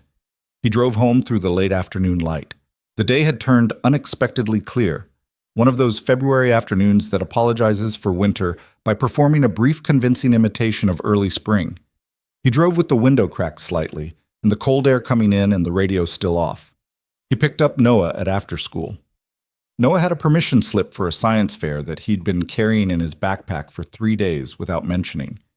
He presented it now with the slightly guilty energy of a child who knows they've sat on information past its socially acceptable hold time. It's due tomorrow, Noah said. Of course it is. I already know what I want to do. Yeah? Structural joints. Noah held up the cardboard model he'd been refining for the past week, which had evolved from something bridge-like into something more architecturally complex. Like the ones that hold the most weight but nobody sees. I want to show how they work and why they matter. Liam looked at the model, then at his son. The boy who had his mother's wide, dark eyes and his own stubborn jaw, and absolutely no idea what his father had been doing for the past week, beyond important work and finding something. That's a good topic, Liam said. I know, Noah said. I figured that out when you told me about the destination versus the transition thing. The joints are the transition. They're the part that actually matters. He drove. The late sun came through the windshield at a low angle and lit up the side of Noah's face. The serious, concentrated, unself-conscious face of a kid who was certain about something and didn't feel the need to check whether anyone else agreed. The joints are the transition. They're the part that actually matters. Liam thought about a fitting inside a nacelle, inside an engine mount, inside a wing structure, on 18 aircraft that carried people from place to place at altitude, while those people thought about their phones and their meetings and their dinner reservations and trusted reasonably and completely that the transition would hold. He thought about a 23-year-old at a desk running stress calculations on a component geometry that worried him, and a 47-page concern report that went into a binder that went into an archive that sat for 9 years until a woman named Patricia Osei needed it for Appendix C. He thought about the things that held the greatest weight, working quietly, behind everything else, doing their job in the dark. He signed the permission slip when they got home. Noah made pasta, not as well as Liam made it, but with considerably more confidence. And they ate it at the kitchen table while Noah explained the science fair judging criteria with the seriousness of someone preparing a legal argument. Liam listened. He ate his pasta. Outside, the clear afternoon had given way to a clear evening, and the first stars were showing up over the city in the spaces between the light pollution, faint and patient, doing what they did whether anyone looked or not. The congressional subcommittee hearing was scheduled for a Thursday morning in late February. in a building in Washington that Liam had never been inside before and found, upon arriving, to be both smaller and louder than he'd imagined. The hallways had the particular acoustic quality of marble floors and high ceilings. Every footstep, every conversation, every rolling cart of documents amplified into something that felt vaguely ceremonial even when the content was purely procedural. He'd driven down the night before, not flown. He hadn't planned it that way consciously, but when he'd looked at the flight options, he'd booked the train instead, and then when the train had a scheduling problem, he'd rented a car and driven, and he didn't examine that decision too carefully. He stayed in a hotel 3 blocks from the building, a mid-range place with a breakfast buffet and a view of a parking structure, and slept better than he'd expected. Noah was with Mrs. Delgado for 2 days. He'd left him with the cardboard structural joint model, which Noah had been refining for the science fair with increasing seriousness, and a new library book about deep-sea engineering, the kind of book that existed in the specific overlap between Noah's interest in how things worked underwater and his interest in how things didn't fall apart. He'd texted Liam the previous evening, a photograph of a page spread with a detailed diagram of a subsea pipeline joint, and the message, "This is basically the same problem you have, but wetter." Liam had stared at that text for a moment and then sent back a thumbs up because he didn't have adequate words. He arrived at the hearing room at 8:15. The session didn't start until 10. He had no particular reason to arrive early, except that being early to things was a habit so deep it had stopped feeling like a choice. He found the witness anteroom, set down his bag, looked at the chair assignments, and went to find coffee. He found Ortega instead, in the hallway outside the hearing room, also holding coffee, reading something on his phone with the focused expression of a man reviewing notes he'd already memorized but wanted to memorize more. Ortega looked up. "You drove. How do you know that?" "You drove from Chicago. 8.5 hours. You've got that look." "What look?" "The look of someone who spent a long time alone in a car thinking about what they're going to say today." Ortega pocketed his phone. "I drove too. Different reasons." He sipped his coffee. "Are you ready?" "I don't know what ready means for this," Liam said honestly. "It means you know what's true and you can say it clearly to people who are going to be looking for reasons to misunderstand it." Ortega looked at him. "Based on everything I've read and everything I've seen from you in the past 2 weeks, I think you're ready." The hearing room filled steadily after 9. Liam watched it from the anteroom through a partially open door.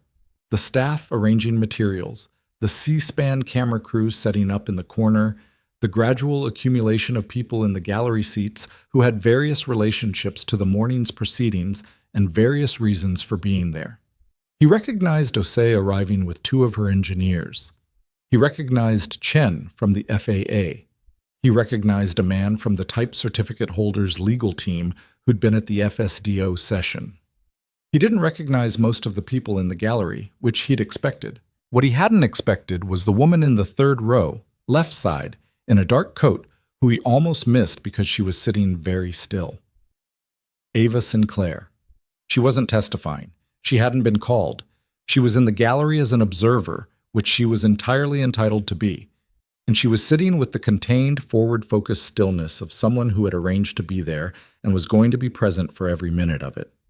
He wasn't sure how he felt about that. He decided he didn't need to feel anything about it specifically and went back to his coffee. The subcommittee chair was a senator from Montana named Gareth Paulson, a large, deliberate man in his mid-60s who had the reputation of being genuinely interested in aviation safety in the specific way that politicians from states with large rural aviation infrastructure tended to be, which was to say, practically and without much patience for abstractions. He opened the session with a statement that was shorter than Liam had expected and more direct than most opening statements he'd read transcripts of. "What we're examining today," Paulson said, "is not a crash. We want to be clear about that. Nobody died. No aircraft was lost. What we are examining is the mechanism by which the system came within approximately 50 flight cycles of a catastrophic accident across multiple aircraft, while a documented, technically sound safety concern sat in an archive for 9 years without triggering any inspection directive or design review."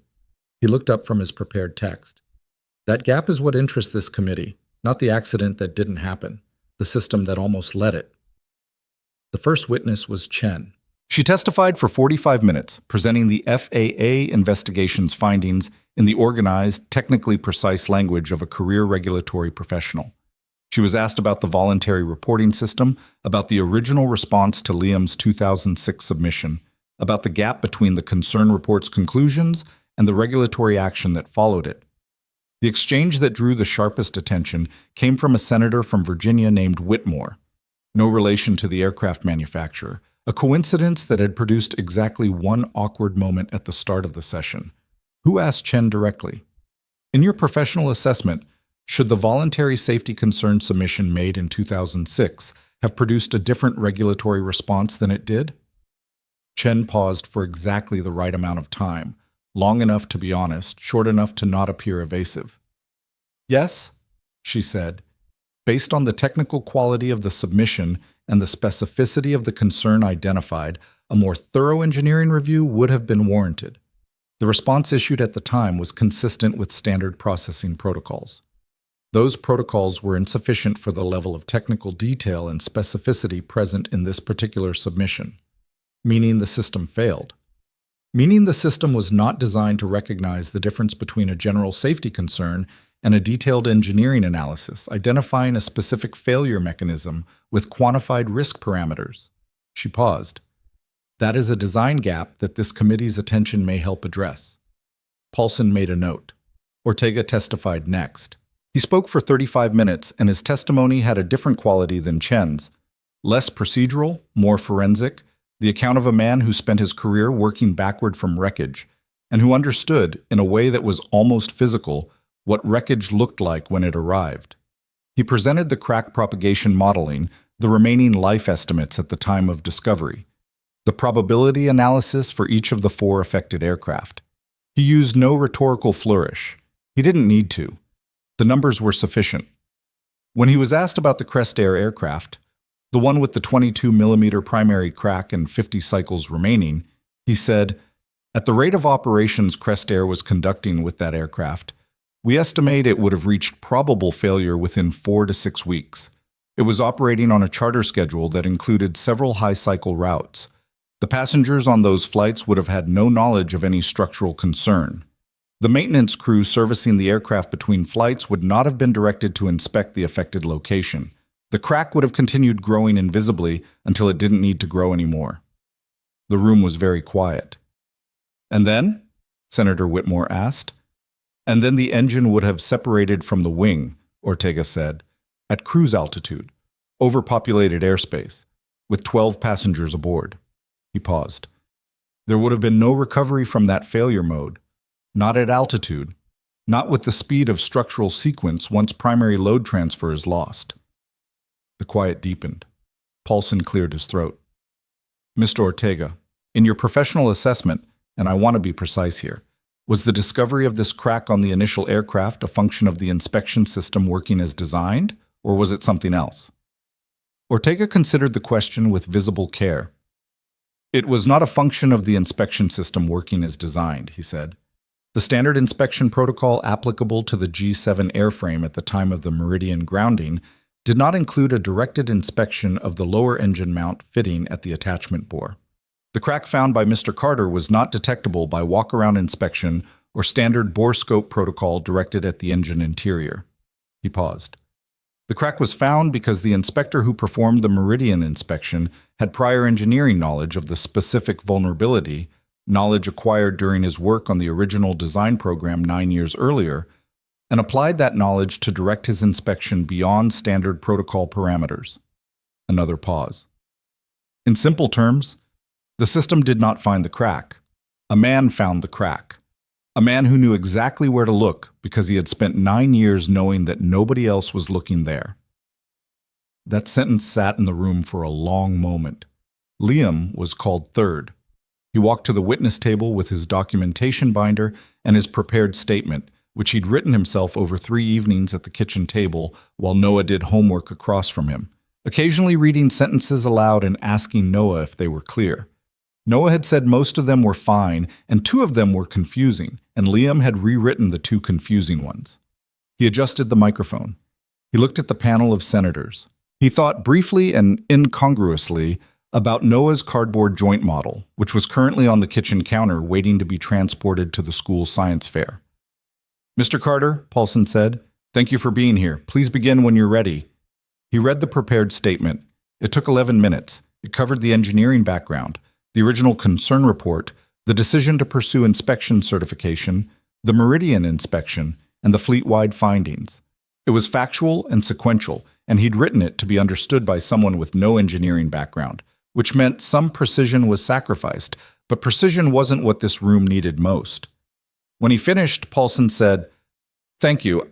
I'd like to open with a question that I think is on everyone's mind in this room." He looked at Liam directly. "When you walked into that hangar on the night of the Meridian inspection, did you go in expecting to find a problem?" "No," Liam said. "I went in expecting to do a standard pre-flight inspection and sign off on a flight. But you found a problem." "I found a crack, yes." "Because you knew where to look." "Because I had prior knowledge of a design concern I'd identified 9 years earlier, and when I was in front of that specific aircraft, that prior knowledge directed my inspection beyond standard parameters." He paused. "I want to be careful about how this is characterized. I'm not suggesting that every inspector needs to have been an engineer on every aircraft they inspect. That's not realistic, and it's not the right lesson. The right lesson is that when a qualified engineer submits a detailed, technically sound safety concern, identifying a specific failure mechanism, the system should have a mechanism to translate that concern into an inspection directive, so that every inspector looking at that aircraft type is directed to look at the right place, not just the inspector who happened to write the original analysis." Paulson wrote something. Senator Whitmore leaned forward. "Mr. Carter, the concern report you submitted through the voluntary reporting system in 2006. The response you received indicated the matter had been reviewed and was consistent with acceptable parameters. When you received that response, what did you do?" "I accepted it," Liam said. "I had done what I could do within the available system. The system had processed my submission and returned a conclusion. I disagreed with the conclusion, but I didn't have a mechanism to appeal it or escalate it further." He paused. "So I made a different decision. I pursued inspection certification so that I could continue to work with aircraft in a role where my findings had direct regulatory authority, where I couldn't be overruled by a program manager or a risk assessment committee. I made myself useful in the place where I could actually make a difference." "And 9 years later," Whitmore said, "you walked into a hangar and found exactly what you'd been looking for." "I wasn't looking for it," Liam said. "I was just doing my job. But yes, it was there." Had it always been there? In some form. Cracks don't appear overnight. The initiation mechanism I identified 9 years ago would have begun producing microscopic damage accumulation from the early service cycles. What I found on the Meridian aircraft was 9 years of progressive fatigue damage that had grown from something invisible to something I could detect with the equipment I had. He paused. The crack was always going to be there. The question was whether anyone would be looking at the right place when it got big enough to find. A senator from Texas named Bowen, who had been quiet through most of the testimony, leaned forward. He was younger than the others on the panel, maybe early 50s, with the direct manner of someone who'd come up through business before politics. "Mr. Carter, I want to ask you about the pressure you experienced on the night of the grounding, the financial offer, the pushback from the operators team. In your experience, and I understand you've been doing this work for 7 years, is that kind of pressure common?" Liam considered the question. "It's not uncommon," he said carefully. "Most inspectors don't face it at the level I experienced that particular evening. The financial scale, the number of people involved, the visibility of the operator, those are unusual factors. But the underlying pressure, the pressure to clear an aircraft, to not be the person who creates a problem, to defer to the operator's confidence in their own maintenance program, that exists in most high-stakes inspection environments to some degree. And your ability to resist that pressure," Bowen said, "where does that come from?" It was a different kind of question than the others, more personal. He hadn't prepared an answer for it, which meant he had to find an honest one in real time. "From understanding what the alternative looks like," he said. "I spent 4 years as a structural engineer thinking about how aircraft failed, not dramatically, incrementally, invisibly. I understand what a crack does over time. I understand what happens when a primary load path fails at altitude. He paused. When you understand that in detail, the pressure from a CFO becomes a lot easier to manage. The pressure and the crack are not equivalent forces. One of them has real consequences. Bowen nodded slowly. The testimony continued for another hour and 20 minutes. He was asked about the voluntary reporting system in detail, its strengths, its gaps, his specific experience with it. He was asked about the inspection training curriculum and whether it adequately prepared inspectors to go beyond standard protocol parameters when knowledge or evidence warranted it. He was asked about the relationship between the engineering certification process and the in-service inspection regime, and the mechanism by which safety-relevant engineering knowledge could or couldn't move from one world to the other. He answered every question as precisely as he could. When he didn't know something, he said he didn't know. When a question moved outside his expertise, he said so and redirected to what he did know. At one point, Senator Paulson asked, "Mr. Carter, if the concern report you submitted in 2006 had been appropriately translated into an inspection directive, if that system had worked the way it should have worked, where would we be today?" Liam looked at him. The crack would have been found years ago in an aircraft that still had substantial structural life remaining. The modification I proposed would likely have been incorporated into the maintenance program or the design. The fleet would have been corrected. He paused. We would not be here today because there would be nothing to be here about. Paulson held his gaze. And the Crest Air aircraft would have been inspected and corrected before it came within 50 cycles of catastrophic failure. A pause. The people who were planning to board that aircraft in the next 4 to 6 weeks would not know, would never know, that anything had been different. They would have boarded normally and arrived normally and gone about their lives. He paused. That is what a functioning system looks like. People who never know what didn't happen to them. The session broke at 12:30 for lunch. Liam gathered his materials, returned to the anteroom, and sat down in a chair and didn't move for approximately 3 minutes. He was not emotional in any dramatic sense. He was simply very tired. The particular exhaustion of sustained precision, of choosing every word carefully for 2.5 hours in a room where the words mattered and he knew they mattered. He heard the door open and looked up. Ava Sinclair came in. She was still in the dark coat. She looked at him with the direct, unsettled expression he'd first seen on her face in the Meridian hangar, the expression she had when she'd run out of executive composure and was operating on something more basic. "You did that well," she said. "I just answered questions. You answered them in a way that might actually change something." She paused.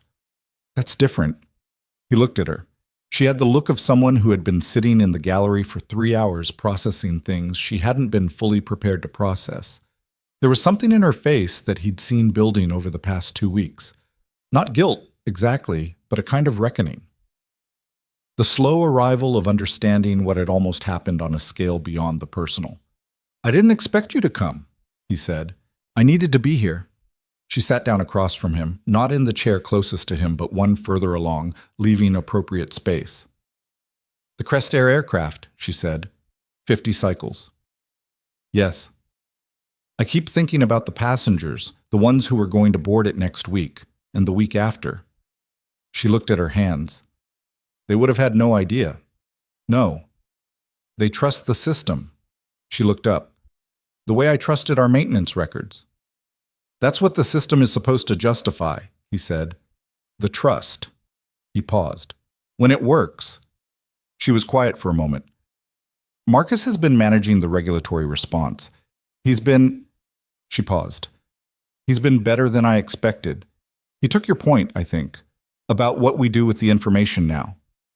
"I noticed," Liam said, "the speed of the fleet inspections, the voluntary notification to the international operators before the FAA directive required it. That was a decision someone made." "Marcus made it." She paused. "I told him to, but he agreed before I finished the sentence."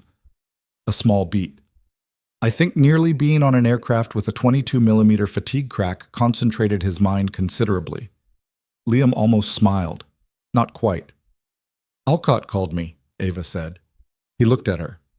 "When?" 3 days ago." after the story about the concern report went wide. She crossed her arms loosely. He's cooperating with the investigation, voluntarily. His attorney advised against it, and he's doing it anyway. She paused. I don't know what to do with that. You don't have to do anything with it, Liam said. The investigation will do what it does. He asked about you, He asked if you were okay. Those were his exact words. She looked at Liam steadily. I told him you seemed like someone who'd been okay for a long time. Liam looked at her. Was that accurate? She considered it honestly. I don't know. Is it? He thought about the question the way he'd thought about it at 2 a.m. in the week after the grounding, directly, without self-pity, which was the only useful way to think about it. Mostly, he said, there are parts of the last 9 years I wouldn't choose again if I had the option. The exit from Vandermeer, the year after it, He stopped. Some of the personal consequences of that period. He didn't elaborate on what those were, and she didn't ask. But mostly, yes, she nodded.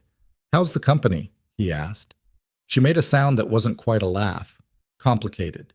The Hartwell deal is in formal renegotiation. They haven't walked away, which surprised me. The gray-haired woman who deplaned after you told her to, her name is Eleanor Hartwell, she's the managing partner, she called me herself 2 days after the grounding. She said the decision I made in that hangar to let you do your job told her more about how I run things than any investor presentation could have.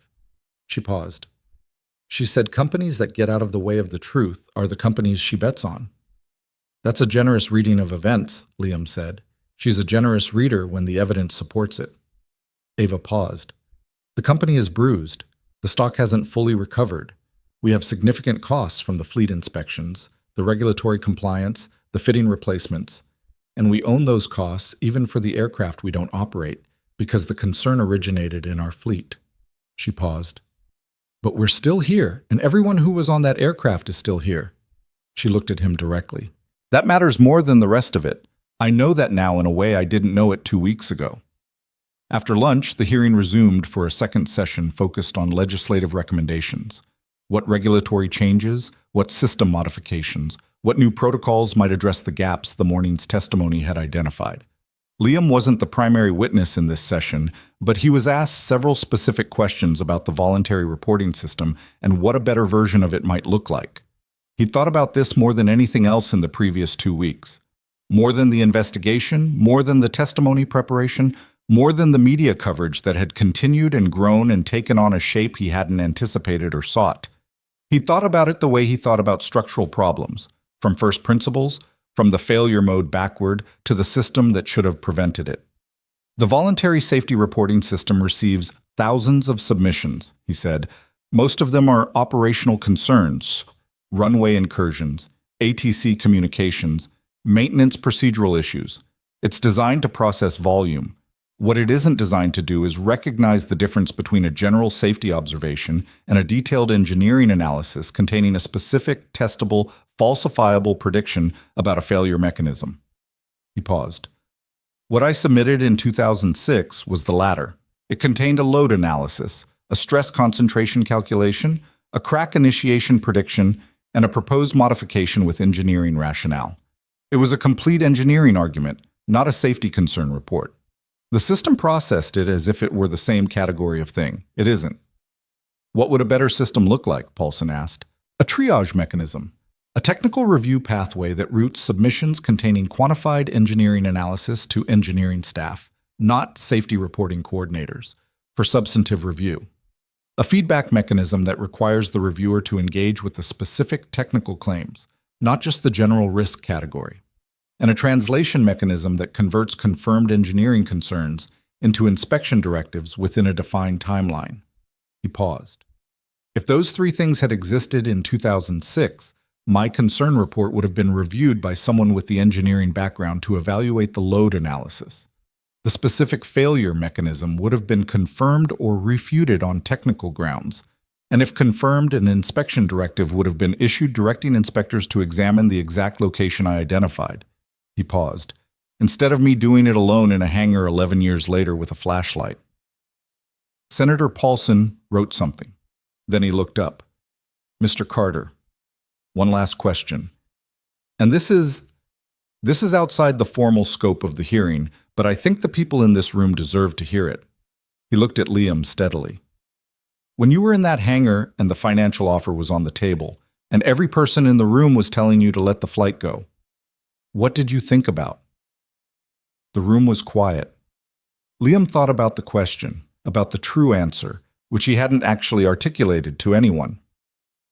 I thought about the flight path, he said.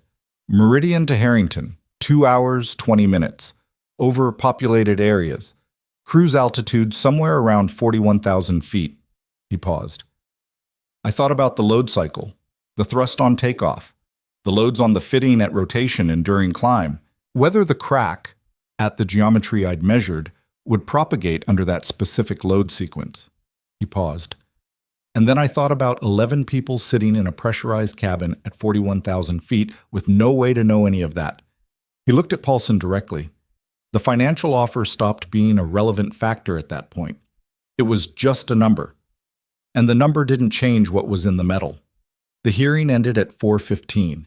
He drove back to Chicago the next morning, leaving the hotel at 6, stopping once for gas and coffee somewhere in Indiana where the highway stretched flat and gray and perfectly straight in both directions as far as he could see. He drove with the radio on for the first time in weeks. Not news, just music, something with a steady beat and no lyrics he needed to follow. And the miles passed. He thought about what came next. Not in the large sense, that was for other people to determine. The senators and regulators and aviation authorities and type certificate holders and operators who would take the testimony and the investigation findings and turn them into whatever system changes they were going to make. That part was out of his hands, and he was comfortable with that. He thought about the specific and the immediate, the fitting replacements on the affected aircraft, the new inspection directive that the FAA had already issued and would expand, the 4 aircraft that had been found, the 12 aircraft worldwide that had been inspected and found clean, which meant either they hadn't developed cracks yet or the inspection protocol, now more directed, had found clean fittings, the ongoing monitoring that would continue. He thought about NOAA's science fair, which was the following Friday, and which he absolutely could not miss. He thought about Patricia Osei, who had called him the previous morning to say that the type certificate holder had formally agreed to incorporate his original proposed modification, the reinforcement plate, and revised bore geometry, into the next maintenance revision for all G7 aircraft in service, and that Sinclair Aerotech had announced they would fund the modification for the entire international fleet as part of their airworthiness commitment program. She'd said it in her characteristically flat, factual voice, and then she'd been quiet for a moment, and then she'd said, 47 pages, 9 years ago, and it's going into the maintenance revision. He'd said yes, and then neither of them had said anything for a moment because there wasn't anything adequate to say. He crossed into Illinois just before noon. The flat farmland on either side of the highway was winter gray and enormous, stretching to a horizon that was just slightly lighter than the sky above it. He drove through it and thought about nothing and everything and let the miles go past. His phone buzzed on the passenger seat. He glanced at it at a red light on the outskirts of the city. A text from Noah, who was apparently at Mrs. Delgado's watching something educational and had stopped to send him the following message. Did you know that the deepest ocean trenches have never been fully mapped? Because the pressure makes it really hard to build equipment that survives long enough? Kind of like inspecting something that's hard to reach. He read it twice. Then the light changed and he drove on, and the city built itself up around him gradually. The flat horizon replaced by buildings and overpasses, and the dense, ordinary architecture of a place where people lived their regular lives in the confident assumption that the structures holding everything together were sound. Most of the time, they were. He pulled into his parking spot at 12:47, carried his bag upstairs, and stood in his apartment in his coat for a moment before taking it off. The kitchen was exactly as he'd left it. Noah's cardboard joint model was on the counter, slightly more refined than before Mrs. Delgado had evidently let him work on it. A small modification at one of the primary load points that was, objectively, a better solution than the previous version. He stood and looked at it for a while. Then he took off his coat, put on coffee, and sat down at the kitchen table. He had a lot of paperwork to catch up on. The paperwork took 3 days to catch up on. Not because there was so much of it, though there was, but because every form, every supplemental report, every response to every regulatory inquiry required the same careful precision that all his documentation required, and he wasn't willing to let the weight of the past 3 weeks make him careless about it. He sat at the kitchen table each evening after Noah went to bed and worked through it methodically, the way he worked through everything, 1 page at a time, each sentence checked against what he actually knew versus what he assumed. Noah's science fair was on Friday. He did not miss it. The gymnasium of Noah's school had been transformed in the way school gymnasiums always were for these events. Folding tables arranged in rows, trifold poster boards, the specific combination of concentration and performance anxiety that existed only in rooms full of 9 and 10-year-olds who had made things and were now required to explain them to adults. Liam arrived at 6 and found Noah at table 11, standing behind his project with the upright, slightly rigid posture of someone who had rehearsed and was ready. The project was titled, in Noah's careful block printing, The Hidden Joints, How Invisible Connections Carry the Greatest Weight. The cardboard model had been expanded. What had started as a rough structural prototype on the kitchen counter was now a proper demonstration piece, a cross-section model showing 3 different joint configurations, each one bearing a labeled load, each one color-coded to show where stress concentrated. Noah had added annotations in his handwriting explaining why the geometry of the connection mattered, why a small change in angle or material could mean the difference between a joint that held and one that failed slowly and invisibly over time. There was a section on the right side of the poster board titled Real-World Applications. It listed bridges, skyscrapers, aircraft, and subsea pipelines. Under aircraft, it said, the hidden fittings that hold the engine to the wing. Most passengers never think about them. They should. Liam stood in front of the poster for a long moment. You're not supposed to just read it, Noah said. You're supposed to ask me questions. That's how the judging works. Right. Liam straightened. Walk me through the load distribution model. Noah walked him through it with the focused, slightly too fast delivery of a kid who knew the material cold and was trying not to go too fast. He explained stress concentration factors without using that exact term. He called it where the pressure likes to pile up. And he explained crack initiation without using that term either. He called it where things decide to start breaking, slowly, before you can see it. He explained why the joint geometry mattered. He explained why the same load applied at 2 different angles produced completely different outcomes in the metal. He was 9 years old and he had figured out, from a cardboard model on a kitchen counter and a library book about deep-sea engineering, the same fundamental insight that had taken Liam 4 years of aerospace engineering education and 2 more years of design work to understand in formal terms. That's very good, Liam said when Noah finished. I know, Noah said without false modesty or arrogance, just as a statement of fact. Then, did I get the aircraft part right? The engine fitting thing? Where did you read about that? I didn't. I figured it out from the geometry. An engine is heavy and it moves and it creates thrust loads and vibration loads simultaneously, which means the fitting holding it has to handle multiple directions of force at the same time, which means the connection point is where things are most likely to... He stopped. Did I get it right? Yes, Liam said. You got it right. Noah nodded, satisfied. A judge appeared at the table and Noah turned to deliver the presentation again, and Liam stepped back and let him.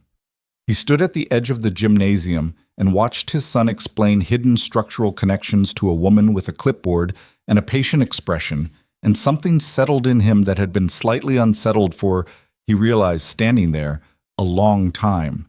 Not 3 weeks, not 9 years, longer than that. The unsettled feeling of a person who has spent a significant portion of their life doing work that mattered in ways that were invisible to almost everyone, including sometimes themselves.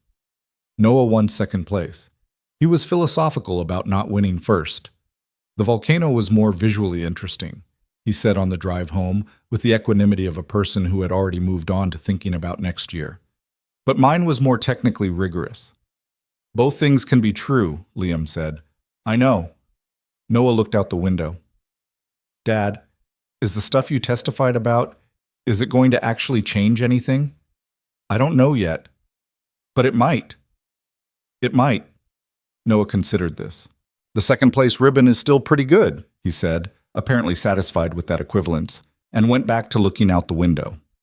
The call from Ava Sinclair's office came on a Tuesday morning 3.5 weeks after the congressional hearing. Not from Ava directly, from her executive assistant, a composed and efficient woman named Linda who scheduled things with the smooth precision of someone who had made a career of managing the time of a person who had very little of it. She asked if Liam would be available to meet with Ms. Sinclair the following week at Sinclair Aerotech's headquarters in Hartford. She mentioned that Ms. Sinclair would cover travel. He said he'd drive. Linda paused briefly at that, then said of course, and gave him the address and a parking validation code. He told Noah he had a meeting in Connecticut. Noah asked if he could come. Liam said no. Noah asked if Connecticut was interesting. Liam said he didn't know. He'd never been. Noah said he'd looked it up and it was historically significant but geographically compact and left it at that. He drove to Hartford on a Wednesday morning in early March. The winter was loosening its grip incrementally, the kind of almost spring that kept making promises it wasn't quite ready to keep, warm enough in the sun to feel like something, cold enough in the shade to remind you it wasn't yet. He drove through it with the window cracked and the radio on and thought, for most of the drive, about nothing particular. Sinclair Aerotech's headquarters was a modern building in a business district that had the clean, intentional architecture of a company that had grown fast enough to build something new rather than inherit something old. Glass and steel and the particular confidence of a structure that knew exactly what it was. He parked in the validated space and went inside. The lobby was quieter than he'd expected. He'd half imagined the compressed, high-energy atmosphere of a company in crisis management mode, people moving fast, phones ringing, the ambient noise of institutional stress. Instead, it was calm. Not artificially so, just the ordinary working calm of people doing their jobs on a Wednesday. The receptionist directed him to the 4th floor. Linda met him at the elevator and walked him down a hallway to a corner office with windows on 2 sides that looked out over the city. It was a good office. Not ostentatious, but large enough and well organized, with a conference table separate from the desk and a whiteboard on one wall covered in a diagram that he recognized as a regulatory compliance timeline. Ava Sinclair was at the whiteboard when he came in. She turned, capped her marker, and crossed to shake his hand. She looked different than she had at the hearing, less compressed. The contained energy quality he'd noticed from the first evening was still there. He suspected it was simply how she was built, but something around her eyes was less tight. She looked like someone who had made a decision and was living on the other side of it. "How was the drive?" she asked. "Fine, I like driving." "I gathered." She gestured to the conference table. "Sit down. Do you want anything? Coffee?" "I'm fine." They sat across the table from each other. She had a thin folder in front of her that she didn't open immediately. He had his inspection bag on the floor beside his chair, which he'd brought out of habit and which was irrelevant to this meeting, but which he'd reached for automatically when he was leaving home and hadn't put back. "I'll get to the point," she said. "I want to offer you a position here." He looked at her. "Director of Safety and Airworthiness," she said, "newly created role reporting directly to me. Scope includes overseeing the airworthiness program for our operated fleet, our maintenance contracts, our regulatory compliance, and our internal safety reporting system." She paused. "With a specific mandate to build a technical safety review process, the kind you described at the hearing, where engineering quality safety concerns get engineering quality review, and where inspectors and maintenance personnel have direct escalation authority to your office with your full institutional support behind them." He was quiet for a moment. Outside the windows, the March sky was doing its almost spring performance. Pale blue, thin clouds, the kind of light that looked warmer than it was. "That's a significant role," he said. "Yes." "I don't have executive experience." "You have something I can't hire for," she said directly. "I can find executives. I have executives. What I don't have, what this company has never had, is someone at the senior level whose instinct, when pressure is applied to a safety decision, is to hold the line." She paused. "You held the line in my hangar with my CFO, my captain, my investors, and a financial offer on the table. I watched it. I know what that cost you in that room." She held his gaze. I need that person making safety decisions for this company, not someone who'll fold when the timeline gets tight or the costs get uncomfortable. He looked at the regulatory timeline on her whiteboard. He looked at the folder she still hadn't opened. The authority structure, he said. If I flag an airworthiness concern, on an aircraft we operate, on a maintenance procedure, on anything in the safety domain, what happens? You ground it, she said. No approvals required. No CFO sign-off. No timeline review. Your finding, your authority. She paused. And anyone in the maintenance or inspection chain who reports a safety concern to your office is protected from any operational pressure or employment consequence. Full stop. I'll put that in writing in the role charter, and I'll sign it myself. What about your board? I've briefed them. They understand that the alternative to building this kind of safety infrastructure is another emergency airworthiness directive, another grounded fleet, another congressional hearing. She paused. Eleanor Hartwell, specifically, was very clear on that point. The gray-haired woman, he said. The corner of Ava's mouth moved. She told me to tell you she was sorry for the way she spoke to you on the air stairs. She said, and I'm quoting, "Tell him I knew he was right the moment I saw his face, and I should have said so then instead of making him ask me twice." He absorbed that. She doesn't need to apologize. I know, she wanted to anyway. Ava paused.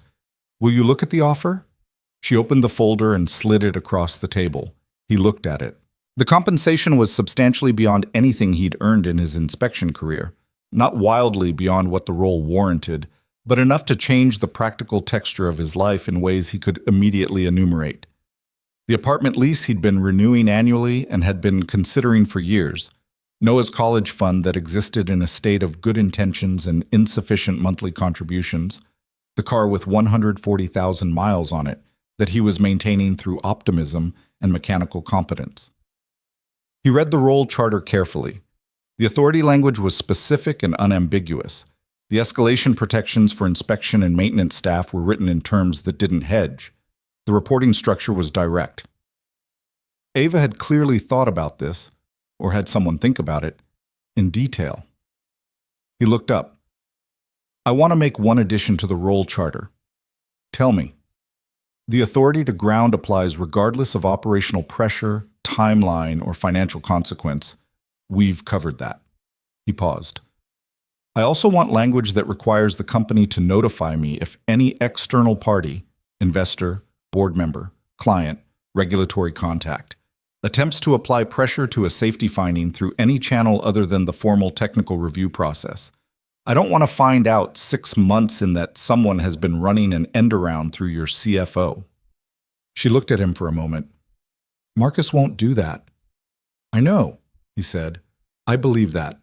I still want the language. She held his gaze, then she nodded. I'll add it. He looked back at the folder. He thought about his inspection bag on the floor beside his chair. He thought about 7 years of pre-flight walkarounds and borescope inspections and documentation forms and fluorescent-lit hangars at 11 o'clock at night. He thought about Tuesday evenings and macaroni and cheese and a 9-year-old who asked precise questions about structural mechanics without knowing that was what he was doing. He thought about what Osei had said in the Meridian hangar. Those aren't separate stories. They're the same one. 9 years ago, he'd identified the cause. 3 weeks ago, he'd stopped the consequence. This was the next chapter of the same story, building the system that prevented the cause from becoming the consequence in the first place. Yes, he said. I'll take it. Something shifted in Ava's face. Not triumph. She didn't seem like a person who led with triumph. Relief, maybe. The specific relief of someone who had been trying to do the right thing and had found the right person to help her do it. Good, she said.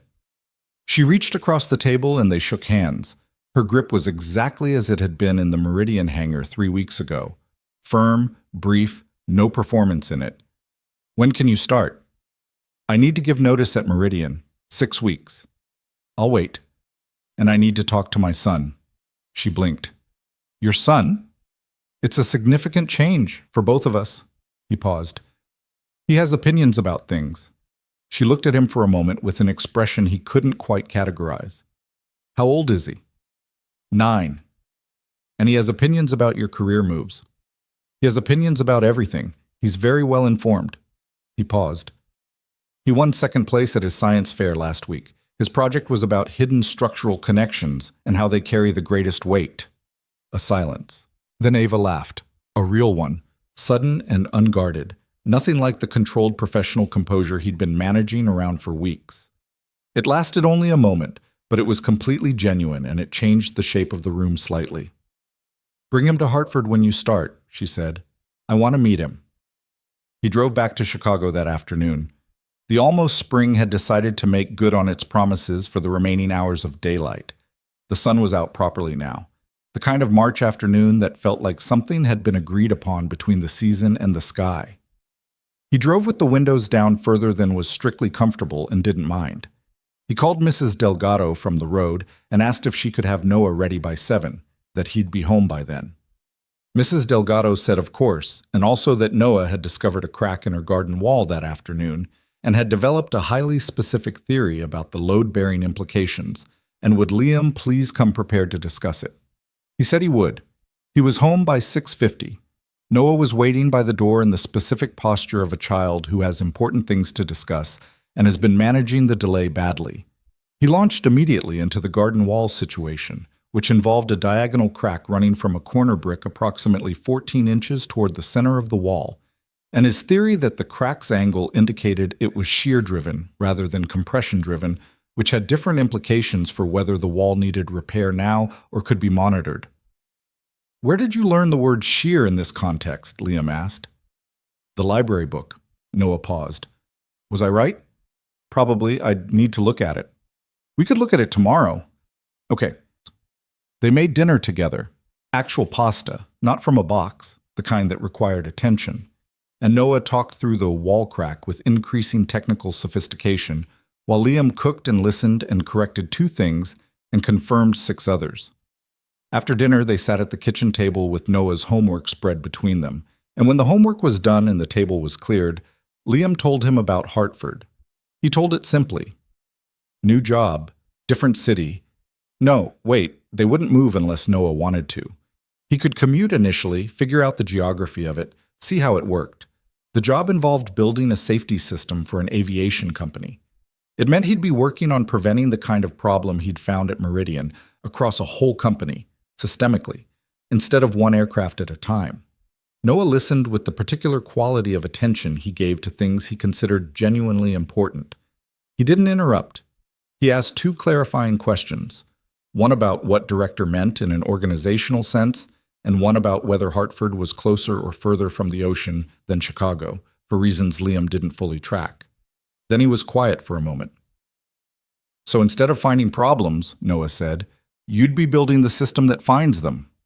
"Yes, and building the protection for the people who find them. So inspectors don't get pressured to let unsafe things go." "That's part of it." Noah looked at the table. He was doing the thing he did when he was processing something.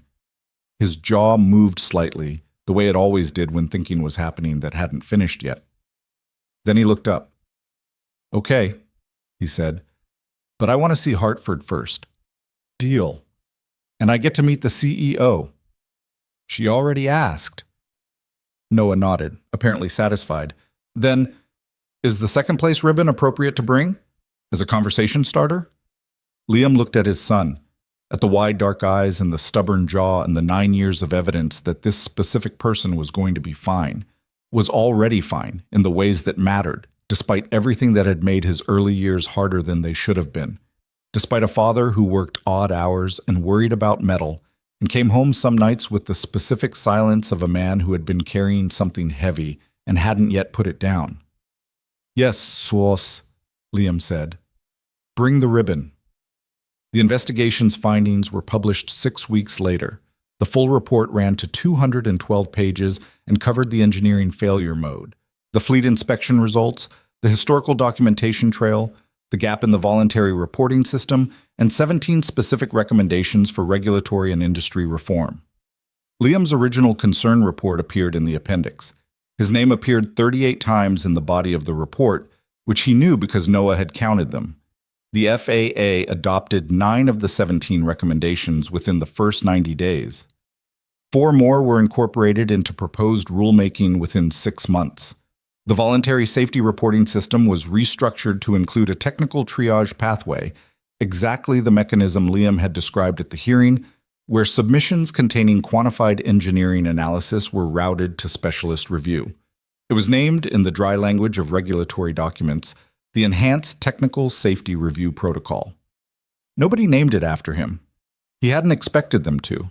The system didn't work that way, and he wouldn't have wanted it to. Dennis Alcott cooperated fully with the regulatory investigation. The investigators' report noted, in measured but unambiguous language, that the risk reclassification decision made at Vandermeer 9 years earlier had been inadequately supported by the technical evidence available at the time, and that the proper weighting of Liam's concern report would have warranted further engineering review. Alcott faced no criminal charges. The decision had been institutional as much as individual, and the investigation was interested in the system rather than punishment.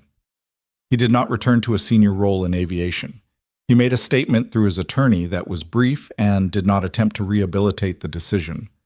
Liam read it once and didn't read it again. The modification Liam had proposed 9 years ago, the reinforcement plate and revised board geometry, was incorporated into the G7 maintenance program and applied to every aircraft in the fleet.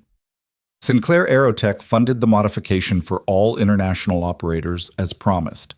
The cost was significant. The company absorbed it and said nothing about it publicly beyond a brief press statement describing it as a commitment to airworthiness leadership. Eleanor Hartwell's investment consortium completed the deal with Sinclair Aerotech 4 months after the Meridian grounding. The terms were different from what had been originally negotiated. The Connecticut meeting that never happened had been replaced by a 6-week process of financial disclosure, operational review, and the specific kind of institutional trust building that couldn't be compressed into a 2-hour flight. The deal that emerged was more comprehensive, more carefully structured, and valued the company at a figure that was actually higher than the original projection, because Eleanor Hartwell, as it turned out, placed a premium on organizations that demonstrated what she called moral load-bearing capacity. Her words. She sent Liam a handwritten note when the deal closed. It said, "Thank you for the second chance at getting this right. E.H." He put it in his desk drawer. His first 6 months at Sinclair Aerotech were not smooth. He'd expected that. Building something new inside an existing institution was never smooth. It required a kind of persistent, unhurried pressure against the natural resistance of systems that had been working one way for a long time and saw no immediate reason to work differently. There were people who understood what he was trying to do and supported it. There were people who understood it and found it inconvenient. There were people who didn't understand it and had to be educated, which was its own sustained project. He had one serious confrontation in the 3rd month, with a regional operations manager named DeSalvo, who had grounded an aircraft for a hydraulic issue and then been pressured by the charter client to expedite the repair certification and return the aircraft to service before Liam's team had completed their review. DeSalvo had called Liam's office, and Liam had driven 3 hours to the facility personally and stood in the hangar and reviewed the repair and told the charter client directly and without diplomatic softening that the aircraft would return to service when his office signed off and not before. The charter client made a formal complaint to Marcus Webb. Webb forwarded it to Liam's office with a note that said, "Your call, MW." He filed the complaint appropriately, and the aircraft returned to service 2 days later, correctly. DeSalvo had shaken his hand afterward in the parking lot and said, "I didn't think you'd actually come." "I told you I would," Liam said. "People say things." DeSalvo shrugged. Different thing, doing them. That was more or less how the first year went. He commuted from Chicago for the first 4 months while Noah finished the school year. They made the drive to Hartford together on a Saturday in late June, Noah in the passenger seat with a library book about tidal engineering and a bag of chips and opinions about every highway junction they passed through. They found an apartment in a neighborhood that Noah approved of after a 20-minute walking inspection that focused primarily on the structural condition of the older buildings and the quality of the nearby library. It was a good apartment. 3rd floor. Good light. A kitchen table big enough to spread paperwork across while someone else did homework on the opposite side. Noah started a new school in September. He was fine. He was the kind of kid who was fine, not because nothing was hard, but because his relationship with hard things was fundamentally practical. He assessed, he adapted, he made friends with two other kids who had specific interests in how things worked, and by October he was involved in an after-school engineering club that he described as mostly people arguing about load paths, which he found deeply congenial. Ava Sinclair met him on a Thursday afternoon in September, when Liam brought him to the office for a reason now lost to the ordinary accumulation of schedule logistics. Noah came in with his backpack and the second-place ribbon, which he had indeed brought, and he shook Ava's hand with the focused seriousness of a person conducting a professional meeting and said, "I read about your company. I think the Airworthiness Initiative is the right structural approach." Ava looked at him, then at Liam, then back at Noah. "Thank you," she said. "I think so too." "The hidden joints carry the greatest weight," Noah said, referencing his science fair title with complete unself-consciousness. "My dad understood that before I did, but I figured it out." "He's mentioned your project," Ava said. "The science fair. I got second place. The volcano was more visually interesting, but mine was more technically rigorous." He paused. "That's a trade-off, not a defeat." Ava looked at Liam with an expression that contained several things simultaneously. He didn't try to interpret all of them. "That's a good way to look at it," she said. There was a moment, late in the autumn of that year, that Liam returned to sometimes, not obsessively, not with any particular weight attached to it, but the way you return to a moment that contains something true and specific that you want to keep from going vague. He was at his desk in Hartford at the end of a long Thursday, the office mostly empty, the city outside the windows doing its early November thing where the light went gray and golden simultaneously in the last hour before dark. He was reviewing the first quarterly report from the Enhanced Technical Safety Review Protocol, the new FAA system, the one he'd described at the hearing, the one that now existed. The report covered the first 6 months of operation. In that period, the system had processed 47 submissions that qualified for technical triage review. Of those 47, 11 had resulted in follow-up engineering assessments. Of those 11, 3 had produced findings significant enough to generate inspection directives. 3 inspection directives. 3 aircraft types now being looked at more carefully, in the right places, by inspectors who had been told specifically where to look and why. The people who would eventually board those aircraft didn't know about any of this. They would board normally and arrive normally and go on with their lives. They would never know what hadn't happened to them, because nothing had happened to them. Because somewhere in the invisible machinery of certification and inspection and regulatory oversight, someone had looked at the right place at the right time. That was what a functioning system looked like. People who never needed to know. He sat with that for a moment. Then he closed the report and shut down his computer and picked up his jacket and his inspection bag. Still the same worn bag, corners soft with 11 years of use, the reading glasses inside, the photograph of Noah. And he went home. Noah was at the kitchen table when he came in, working on something that involved a ruler, a protractor, and a technical drawing that had the focused ambition of a project not yet limited by what was achievable. He looked up when Liam came in, assessed him with the same directness he assessed everything, and said, "You look tired."